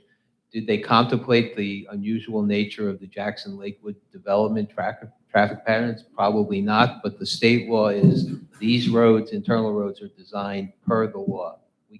We don't deviate from that. So they didn't take that into account, I'm sure, but it was a cookie cutter thing that they did for the entire state, and we're complying with it. Got it. All right, thank you. I got a question. Anyone else coming forward? Please, it would be good if you could line up or come closer so that we could move along. We have another whole section to get through. Sorry about that. Mr. Gordon, didn't you testify that all the roads, not only RSIS, they meet 30-foot requirements? Yes. So they're all at least 30-foot wide, curb to curb? Correct. Thank you. All right. Please raise your right hand. Do you swear or affirm to tell the truth, the whole truth, nothing but the truth? I do. All right. Please state your name and spell your last for the record. Aaron Kaplan, last name Kaplan. All right. Just Yeah, follow your up address? question. What's that? Address? 19 Galassi. That's the first cul-de-sac off of White. Just a follow-up question from the last person that was here. He made a calculation roughly about 100 buses within inside the development alone, and he was advised that it's not that the requirements are not that are based on the study at large and not individually kept. I just wanted to clarify, does the planning board have a ability to take, I'm sorry, does the planning board have the ability to take into account the actual, what they would perceive to be different than what may go on throughout the rest of the township or the city? We mentioned that they have no say outside of the limit, outside of the site. But within the site, does the planning board have the ability to withhold? No, the most recent question related in the site. That's where the residential site improvements control the interior roadways. That's a state standard that we comply with. And the planning board has no say at all over the state standard, meaning if it's a state standard, they have to say this makes sense, even if they know based on So just to be clear, so what happens is that there's a hierarchy of rules. When you have they call it NJSAs, right? New Jersey statute annotated. The engineering has to comport, like a local ordinance can't supersede that. It's like a pyramid, a hierarchy of laws. That's a state law. So, all applications have to comport with RSIS. It's not something that a local ordinance can trump. No, I understand you can't trump to say that it would work. I'm saying on the opposite end, would a planning board have a duty or at least a authority to say, well, that doesn't make sense for us? No, so what happens deny. is that the planning board, their sole jurisdiction is to enforce the terms of the ordinance. The ordinance, along with the state regulations and municipal land use law, it kind of compounds. But the ordinance requires access points, which is what everybody's discussing. That's where we're at. The access points have to comport with RSIS because of the hierarchy of law. So that there's nothing that the board can't make up ordinance level scenarios on a fly without legislative jurisdiction. So like the council would have to ratify something via ordinance for the planning board to have jurisdiction to enforce it. I understand, but this is, what we're discussing here is based on statewide, the requirements are statewide. is there any deviation between one planning board to another, or all? No, follow the exact every same planning board So- has to comport with that. So when the planning board reviews the plan, what are they taking into account? State law. State law alone, which is the same for everybody. So all planning boards are following the same state law. They're not taking into account that all the safety or the volume that we're going to expect from a local level. No, it's, We you can't talk- you're talking predict about that. different things. We Right. can't predict that. Yeah, the law was passed because every town had different rules. Some wanted 30 feet, some wanted 20 feet wide. So the state said, we're going to have one uniform standard for every residential development in the state, period. And that's what we all have to live with. They have to live with, we have to live with it. Just one last question. I wanted to know if it was taken, we discussed earlier about whether or not there would be actual occupancy within the basements, and it was discussed that obviously my understanding was there is a presumption of occupancy in the basements, it just wouldn't be rentals. And I wanted to know what the understanding is of how many residents would be in each one of these homes, if we're counting that there will be further occupancy within the basements as The well. only standard that the board can consider is you have to have adequate parking for the number of bedrooms. And how many bedrooms are We will allowed? comply with that. The Five. general. You said 5, I think you said 5. We said that we have 3 on-site parking spaces, which would conform with 5. But Ian Gordon did say that if we had more, we'd have to provide more on-site parking. But that's all that. Wouldn't that drives- also affect the traffic study? And wouldn't that affect the entire element if there were more people? We don't think so, no. Again, just remember, number one is the county has jurisdiction over this road, not the town. And we've designed it to comply with all of the laws. So that's all we can do. When you say, but isn't there an estimate of how many people, how many bedrooms? You mentioned 5 bedrooms per unit. But now you're saying there may be more bedrooms. And if there's There may more be less. bedrooms, There may be less. I doubt that. But if there's going to be more than 5 bedrooms per unit, then that doesn't impact any of the studies? John, can you, I can't, that's not a legal issue, so I have to defer to the traffic engineer. I'm sorry, give me that question. If there I were just more wanted to than know if the 5 tra- bedrooms, if there were more than 5-bedroom homes. We'd have to supply more parking. in order And to what, comply. would that also affect the traffic study? Not necessarily. The bedrooms would probably be for children that aren't. So why do I driving. need more parking? If they're for children, they don't That's the drive. requirement that the state requires from us. And it doesn't. Should ask them. I really don't know. It's a good question. That's that state law that we're talking about, they have the parking Yeah, standards there. the state establishes the parking standards. It's a good question. We probably don't need it. So it seems that the entire conversation we're having today is really whether or not this conforms with state, not whether or not it makes sense. Not whether or not any of these things Well, if are you're saying- physically going to If happen. you're saying the purely state physical. regulations don't make sense. Well, they don't, it's not a one size fits all, obviously, right? Every area is different. So we're not here to discuss whether or not it makes sense at this local level. We're here to just confirm that it conforms with the state. And in that regard, it does. We are here to make sure that the plans as they've been designed, from my perspective, by Mr. Borden and Mr. McFarland, conform to the state regulations and the county regulations, and they do. That's all I can do. Okay. Thank you. What's that? I'm Thanks. sorry. One last question I just wanted to know is it's been come up a couple times over how fascinating it is that this is an application with no, I'm sorry, what was the terminology used? Variance, a variance-free application, and how fascinating it is. And I wanted to know, there's obviously a far more densely populated community than you have throughout. And has there been any discussion as to how something like this could have been created within this one specific area, not having any precedent for that, and the fact that it happens to be a variant-free application, whereas otherwise it would have required a lot of variance? Was there any previous conversations that perhaps would have required public So approval? that's a conversation you want to have with the township council.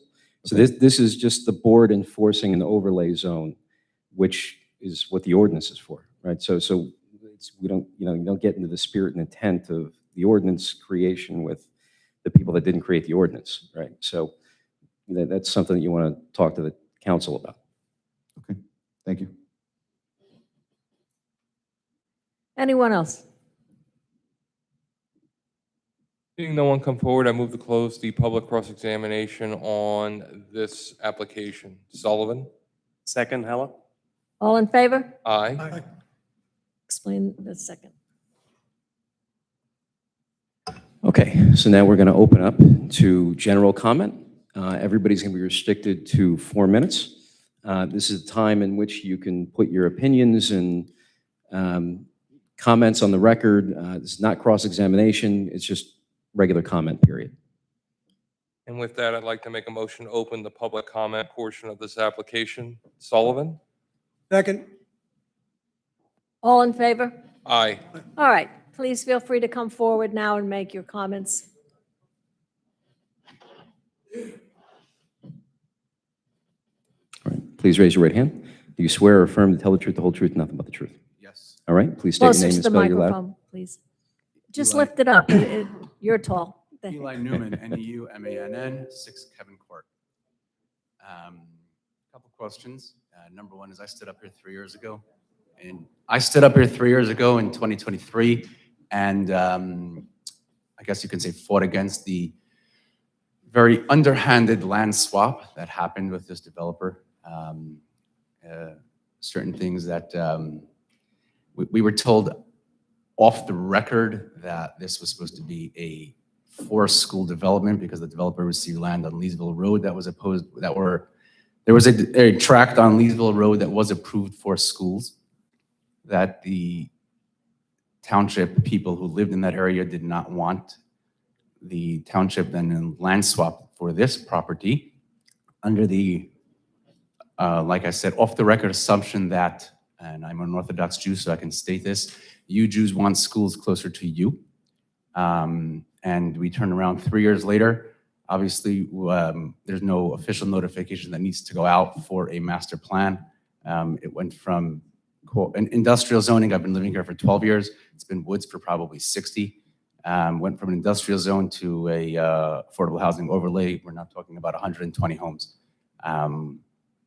That's, just number one to take into account with that very underhanded land swap, which I believe is still in Supreme Court. If I'm not mistaken, 2 of the lots, last I had seen, were still in dispute, that were not actually the property of the developer at the time.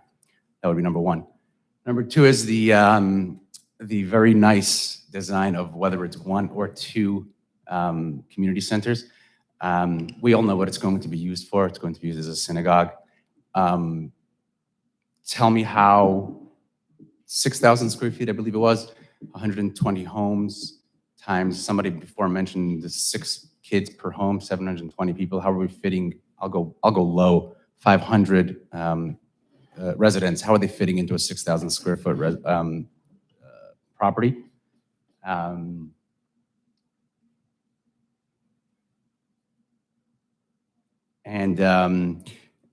We can talk money or not, but essentially the land swap, what happened was the township gave this developer, 30 plus acres, I believe it was, and he gave them about 20.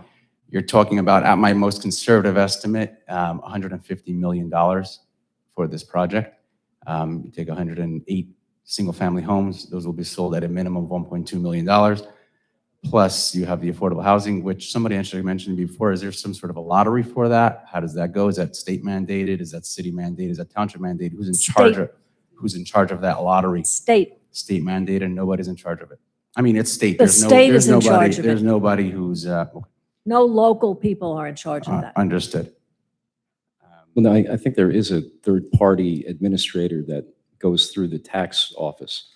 I forget exactly how it and happens, but. They have to apply and qualify. Right. Last but not least, I have an office building over in Lakehurst, and actually hired Mr.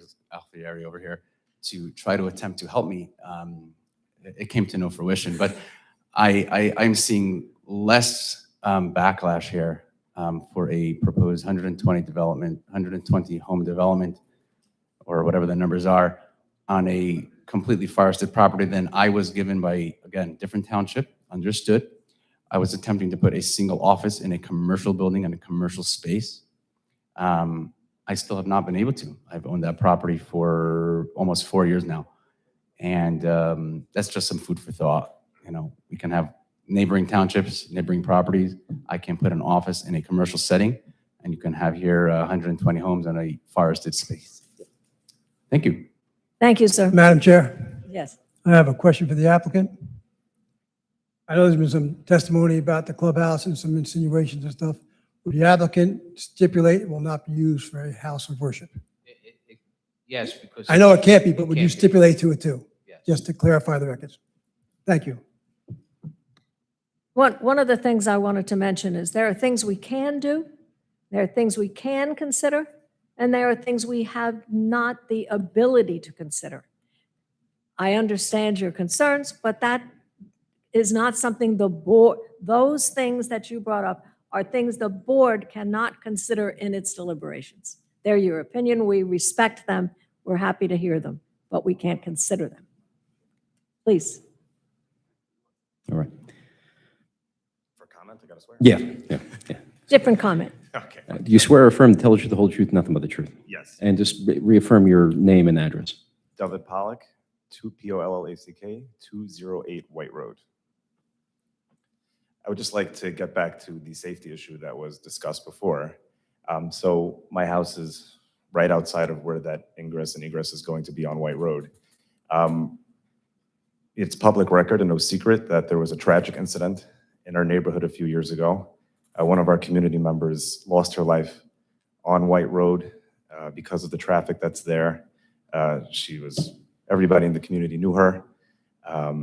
She was on White Road and a car came and hit her, and she tragically passed away. It's something that we carry with us. We've also had, unfortunately, many car accidents in the neighborhood because of White Road. I can tell you personally, I slow down to pull into my driveway. I get beeps because I'm going too slow. The speed limit currently is about 40 to 45 miles an hour, which is very high. Is that something how would that be addressed? Is that something that? This is the county level. So what happens is the county has a traffic department. If you want to address a speed limit on a county road, they have public meetings just like we do. So you would go to a county public meeting and you would go up to the podium and address it. I mean, you probably want to contact the department beforehand and just say, hey, listen, these are my concerns. Who do I speak to? There's probably a head of the department or something like that you can speak to. And then they'll weigh their decision, and just like any other board, do it like that. Thank you. So I would just want to further point out that on White Road, besides for this tragic incident that happened, and my point of saying this is to say that it's a reality. It's not an exaggeration. Someone unfortunately lost their life. There are many bus stops currently on White Road, and because it's a very straight road from Cross Street all the way to Whitesville, people tend to speed on it. That's why there's constantly police officers parked right outside of my house across the street. I silently cheer whenever they catch people. But there's no question that I'm sure there's a record of it about how many traffic tickets are given out because of the speed, that we can see just how dangerous that road is because of how straight it is between Cross and Whitesville. The bus stops that are on the corner of Linda and White, there's no crosswalk. And there are plenty of people that need to cross White Road in order to get to the other side to be able to wait for their bus stop.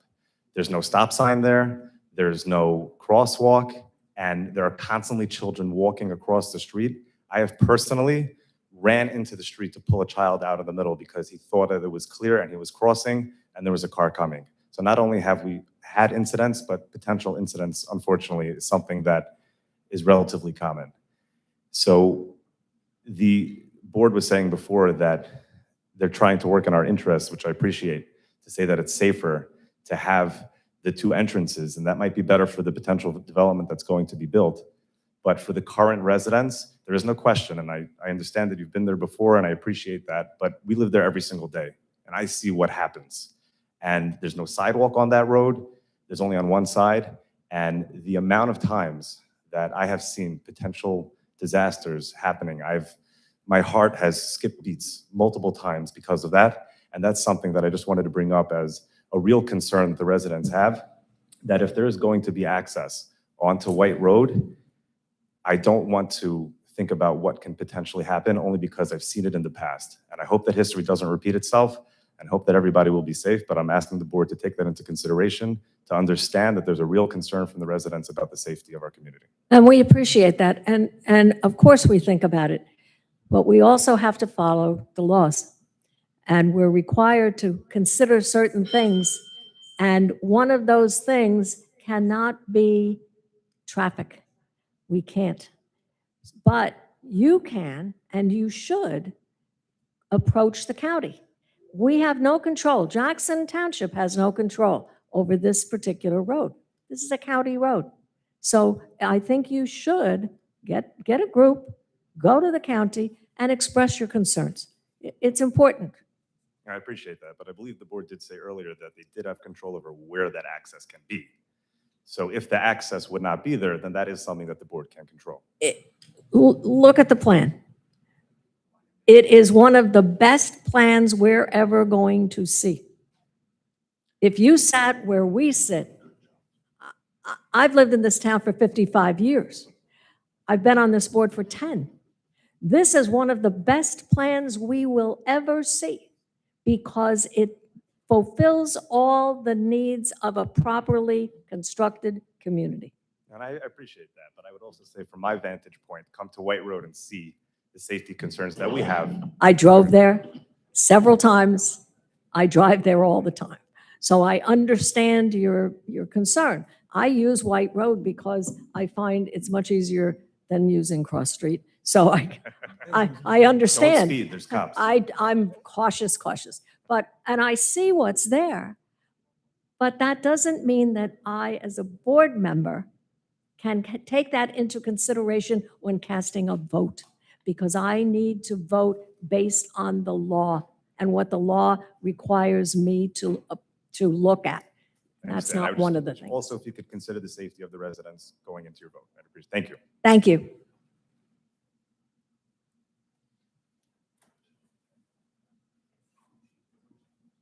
All right. Do you swear or affirm to tell the truth, the whole truth, nothing but the truth? Yes. All right. And just reaffirm your name and address. Avraham Mandelbaum, Mandelbaum, 155 White Road. So first, I just want to say thank you. This has been tremendously eye-opening to how the machine that is government works. I appreciate that and the back and forth in the conversation. With that said, I want to sound like a broken record and focus on the traffic. You get this. Oh, sorry. Better? All right, White Road is simply not equipped to handle this kind of volume. I get it. It makes sense on paper. It looks really attractive on the screen.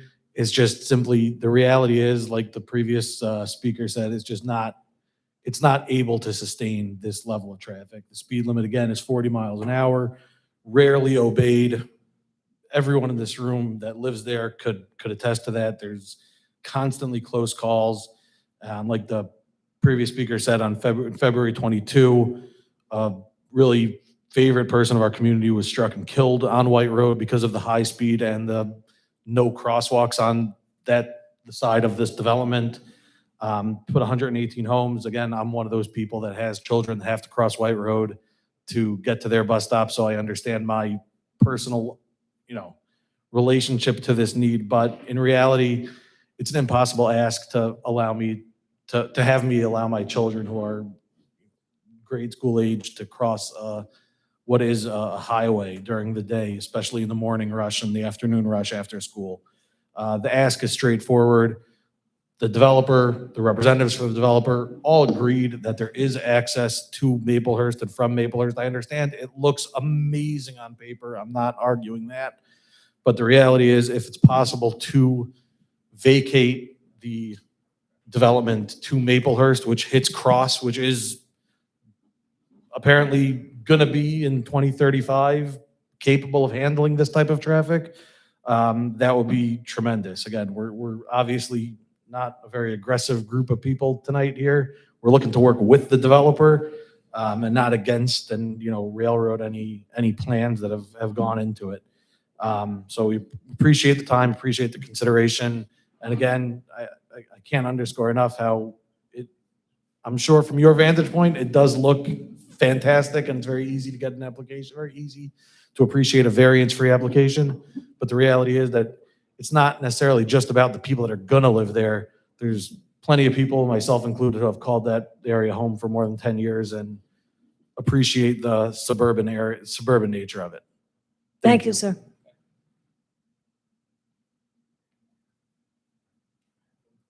All right.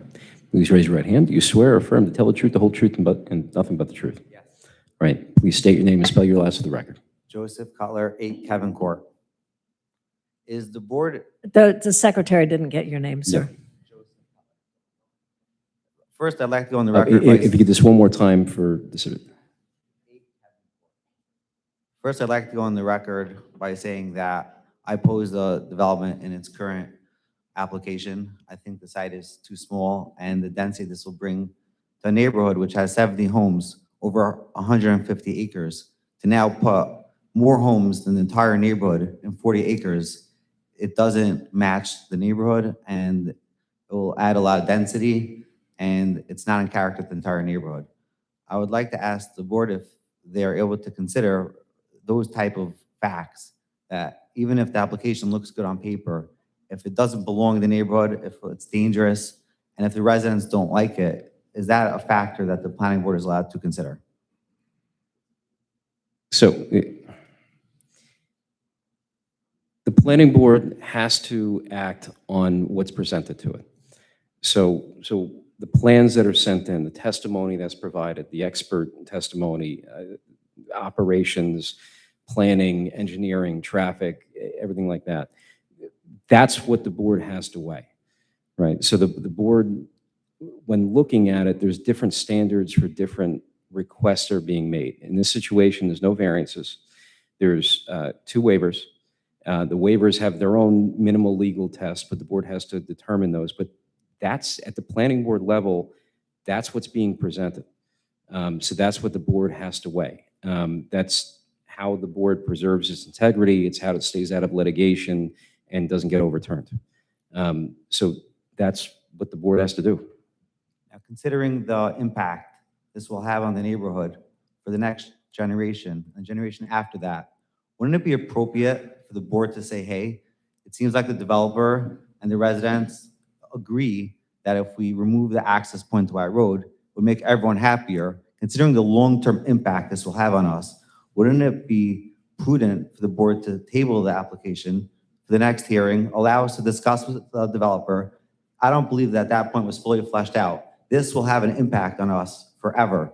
And to tell us that we can't wait one more meeting and have the chance to discuss this properly, I don't think that's fair. And I would ask the board if they could consider that request. So a couple of different things. The board doesn't have the jurisdiction to table an application, right? So the applicant does, right? And there's something called the automatic approval timeframe that's involved. So unless a waiver is provided, what happens is that the board, an application will be deemed technically complete and approved if we go beyond that period of time. So the board jurisdictionally has timeframes we have to abide by that's within the municipal land use law.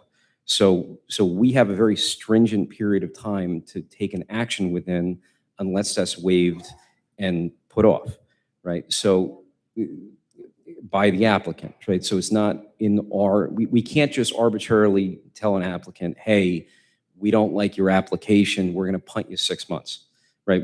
There's very strict timeframes written into statutory requirements that the board has to comport with once an application is deemed complete. So that's one issue that we constantly bump into. The other one is the fact that if it goes to court in a situation like that, it would be deemed approved, right? So it's kind of careful what you wish for type of situation. And it's deemed approved based upon what's presented at the time of the application. So the board has the application, we have to weigh the expert testimony that was provided at the time of the hearing based upon the legal tests that are required at the time that the decision has to be made. And that's what deliberations are for. Understood. Yep. Considering that the applicant is asking for several design waivers, would that be something that would give the board the legal ability to say no just to those waivers? That would allow this to go to the next hearing, which would then give us time to talk to the developer and see if we can come to something that we'll agree on. Not how it works. So the legal tests have to be decided at the time of the decision of the application. So the legal tester, I mean, for a waiver, it's that of reasonableness, right? So it's a very low standard. Practicability, reasonableness, I can kind of get into that, but that's what the legal standard is. So the board can't render a determination and then punt it if, if we're based upon the approval timeframe pursuant to the municipal land use law, that's clipping off, today's the day of the hearing, unless, otherwise by the applicant, it's tonight. By law, is the board allowed to say that we don't need and want that second access point away? But I'm asking a different question. I wonder if the board has the legal authority. So we're kind that. of, we're getting into question and comment period, and this is just general comment, but the basic fundamentals of this is that the ordinance itself requires 2 access points. The access points, as provided with the plan that was presented, the board has to determine whether or not it comports with the ordinance requirements, and that's their decision at the time of deliberation. Right? We can't do that preemptively. It's got to be at the time of deliberation. Thank you. Right? Madam Chair, I have a question for Ernie Peters. Mr. Peters, this is under the new affordable housing ordinances, correct? HR 4, I believe. So the high density the gentleman is referring to is by ordinance and not trying to blame other people, but as part of the Affordable Housing Act that we had to respond to from the state, correct? The short answer to your question is yes. The long answer to your question is I don't know what the legislative intent that the master plan committee or the folks who prepared the ordinance or the affordable housing planner who put the ordinance together were, but the short answer to your question was yes. Yes, it's part of the affordable housing now. And that's where you get the density from. Thank you. Please raise your right hand. Do you swear or affirm to tell the truth, the whole truth, and nothing but the truth? I do. All right, and just reaffirm your name and address with the board Aaron secretary. Tischler, Tischler, 202 White Road. So my house is right outside the southern exit entranceway. So my house is I guess you want to call it, coming from Linda, is the last house before all the houses get set back. What's going to happen, what at least I see, is 40 miles an hour down the street. People are trying to go in and out of that thing, zipping in, or trying to cut across. Next thing I know, I'm going to have a car in my front yard. My kids are playing in the front yard, playing ball, enjoying the outdoors, and I'm going to have God forbid, one of my kids are going to get hit by a car. Not in the street, on my front yard. I mean, I would think you would take that into consideration, right? We like the outdoors, we like the trees, we like the kids playing outside and playing sports, not playing video games, frying their brains. We want kids playing outside. Now it's another fear with that access point that my kids, it's a possibility that a car is going to try to zip in and zip out, skid out, right into my front yard. There is no little, maybe 30 feet, and then there's a street.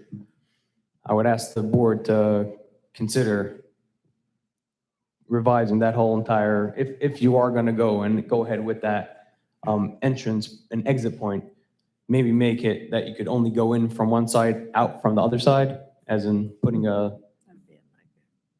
some sort of median in between. I don't know if that's a question and answer thing, but is that something that the board could? The goal. That would be the county road. That's what we said before. Well, it's not a county road. That's that's an access to White their Road. development. That's in their development. But it's also the access from White Road. So the county would be controlling that entire intersection. Correct, Mr. Sal? And You're saying make it a one-way street, is that what you're saying? Not a one-way street, as in some sort of middle median. So basically, you would only going in toward, I guess you're going toward Lakewood, you get into the development, and then going away from Lakewood, going down into Jackson Toms River, Whitesville area, you would make another entrance point. So but that would require one-way streets within this. it's not a community. one-way. It's a two-way, but just the access point is a one-way.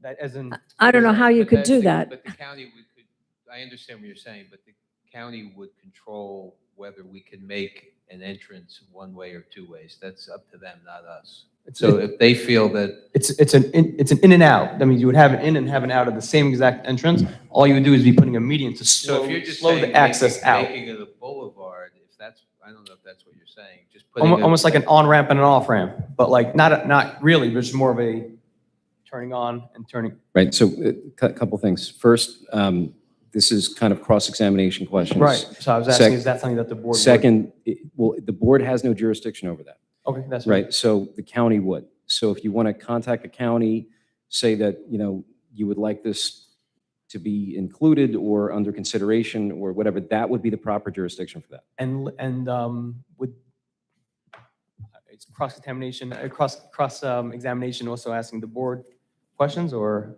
that's Pretty much, yeah, yeah.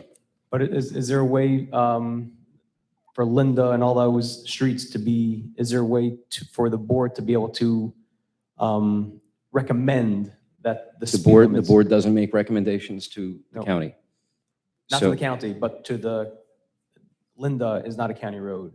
Yeah, but the access point is, so. But the whole road is not. Right. We're only That- here to discuss this application. We can't discuss the other streets. Got it. We can only discuss this application tonight. Thank you.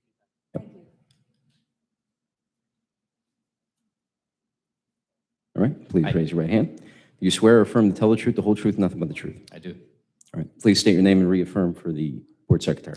Nehemiah Erlanger, last name Erlanger, 16 Linda Drive. Good So I luck. just want to go on record that I oppose the plan as designed. I moved to Jackson because we wanted the nature, we wanted the trees, we wanted the lot, we wanted the open air, we wanted the house per acre, not such a development. I grew up in New York. I lived in Lakewood, had enough of the overdevelopment, so definitely came here for that. For the record, I actually also rent right now on White Road, 169 White Road, which actually backs right there, one of those homes that I'm renting right now. So I'm curious about the displacing the wildlife. That's something that I appreciate, looking out the window and seeing deer and whatnot going on there. I understand it's not within your jurisdiction to review that, right? It's not something you're against. The board cannot deny an Yeah, application no on solely on environmental. Got it. So that's a concern. Obviously, the traffic has been raised enough here that that's a huge concern in terms of a throughway, the whole White Road, Linda as well. And just the quality of life for the neighborhood will go down. Just a fact, somebody mentioned earlier that our lots are zoned at, I believe it's an acre. Most properties are an acre on the Kensington Manor neighborhood. And this is, I think, a quarter of an acre or something like that. Which seems unfair, seems like it doesn't match the rest of the neighborhood. But again, I understand it's a zoning issue. Affordable housing zone, right? No, I understand Yep. that, yeah. So that's it, appreciate your time, appreciate it. Thank you. Thanks, guys. All right, please raise your right hand. Do you swear or affirm to tell the truth, the whole truth, and nothing but the truth? Yes. All right, and reaffirm your name and address with our board secretary? Svi Teicher, last name Teicher, 148 White Road, Jackson, New Jersey. I'm just wondering, is it possible to make that a one-way entrance to only go in? So, first of all done with cross-examining the board. Secondly, this is public comment period, so if you have a public comment, my recommendation would be go to the county and talk to somebody at the county. That's the proper jurisdiction for that. Even though this road is not owned by the county? The Access point The is access controlled. point is owned by whoever's No, developing it's, it, the access point's Right. controlled by the county. but it's, who's developing it? That doesn't matter. The county determines how cars But should someone enter. someone decided that it should be a two-way road.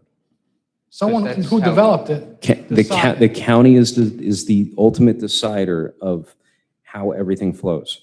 If you link up to a county road, that's why I'm telling you, the proper place to do this is at the county. So you want to contact the county division responsible for this, give them your name, contact information, all that, and do it. This is the only avenue you have, right? Because the board has no control over that. So what does the board have control over? We have control over the ordinance, right? So the board implements the ordinance as written. That's the quasi judicial authority given to us by the state. That's what happens. Thank you. Anyone else coming forward?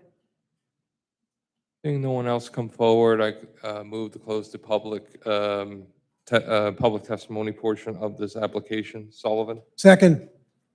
All in favor? Aye. So thank you all for your time. Very briefly, a variance, as we've heard many times, is a variance-free application. The board has the legal authority to review an application based upon the township's ordinances that are in place today. We can't question why an ordinance was created. That's not what the role of this board is. We comply with every provision of the ordinance except for the 2 waivers. We believe we presented adequate testimony to support those waivers. The county has exclusive jurisdiction of the roadway. We comply with the residential site improvement standards, and we've already talked about the law of what the limitation of what this board can consider for off-site traffic conditions. We've agreed to address all the technical comments contained within the board professional reports, and therefore request that the board approve the application with the stipulations we've made on the record. Mr. Klee? Mr. Peters? All right, so just so the board is aware, this would be a vote for a variance-free application with 2 waivers. The waiver standard is that of reasonableness and practicability in light of the ordinance. I believe that they're only for landscaping, trees, landscaping, things of that nature that's contained in the forester report. And that is, along with all the conditions that we imposed on the applicant tonight. And that would be what the board is voting on tonight. Any discussion from board members? I'll look for a motion, I'd like please. to make a motion. It's been a long night. I really appreciate the public speaking the way they did. I think it was respectful to the board, to the applicant, to our professionals and everybody. I really thank the public for speaking like they did. This is one of those applications that we have an oath we take about following municipal land use law and the ordinances, and that's what we have to comply with. It stands out, and I know you're tired of hearing it, that there's no variances. We don't see that too often. You have 2 waivers about trees. The internal circulation, and I sat on this board many, many years, and so did Ms. Campbell, Dr. Campbell. I have not seen an internal circulation this solid in a long time, both for fire and everything else. You start talking about changing or turning it down for RSIS standards. The problem with that, we turned down an application for state guidelines or state rules. You might as well give the applicant everything they want plus more because they'll win it in court. So we have to comply with the laws of the state and our ordinances. And this applicant, in my opinion, has proved all that. I make a motion to approve. I'll second that motion, Sullivan, and I'll also add that while I do sympathize with the neighbors, I want to thank them for coming up here and being very respectful and airing their concerns in a proper way. Unfortunately, under state law, we are not allowed to take into consideration the traffic issues facing White Road. I do think that if people want to see some changes made to White Road, they should go to the county and request those changes be made. But with that, this is a conforming application. It is a very well put together application. The circulation pattern inside the development is, as Mr. Brezzi said, probably one of the best we've seen in a very long time. And with that, I second the motion to approve. Roll call, please. Mr. Brezzi. As I stated, yes. Mr. Heller. Yes. Mr. Parks. I vote yes. Mr. Rogers. I would also like to encourage the residents to go to the county, and my vote is yes. Mr. Sullivan. Yes. Dr. Campbell. Yes, and I would encourage the people who spoke tonight to come here more often. You did say you learned a great deal, and I think that's wonderful. But if you would come more often, or at least Zoom us, you would understand how we are restricted in certain ways. But we welcome you coming, and we thank you for coming. Gentlemen, congratulations. Good night. Make a motion. I'd like to make a motion to close this meeting. Sullivan? Second. All in favor?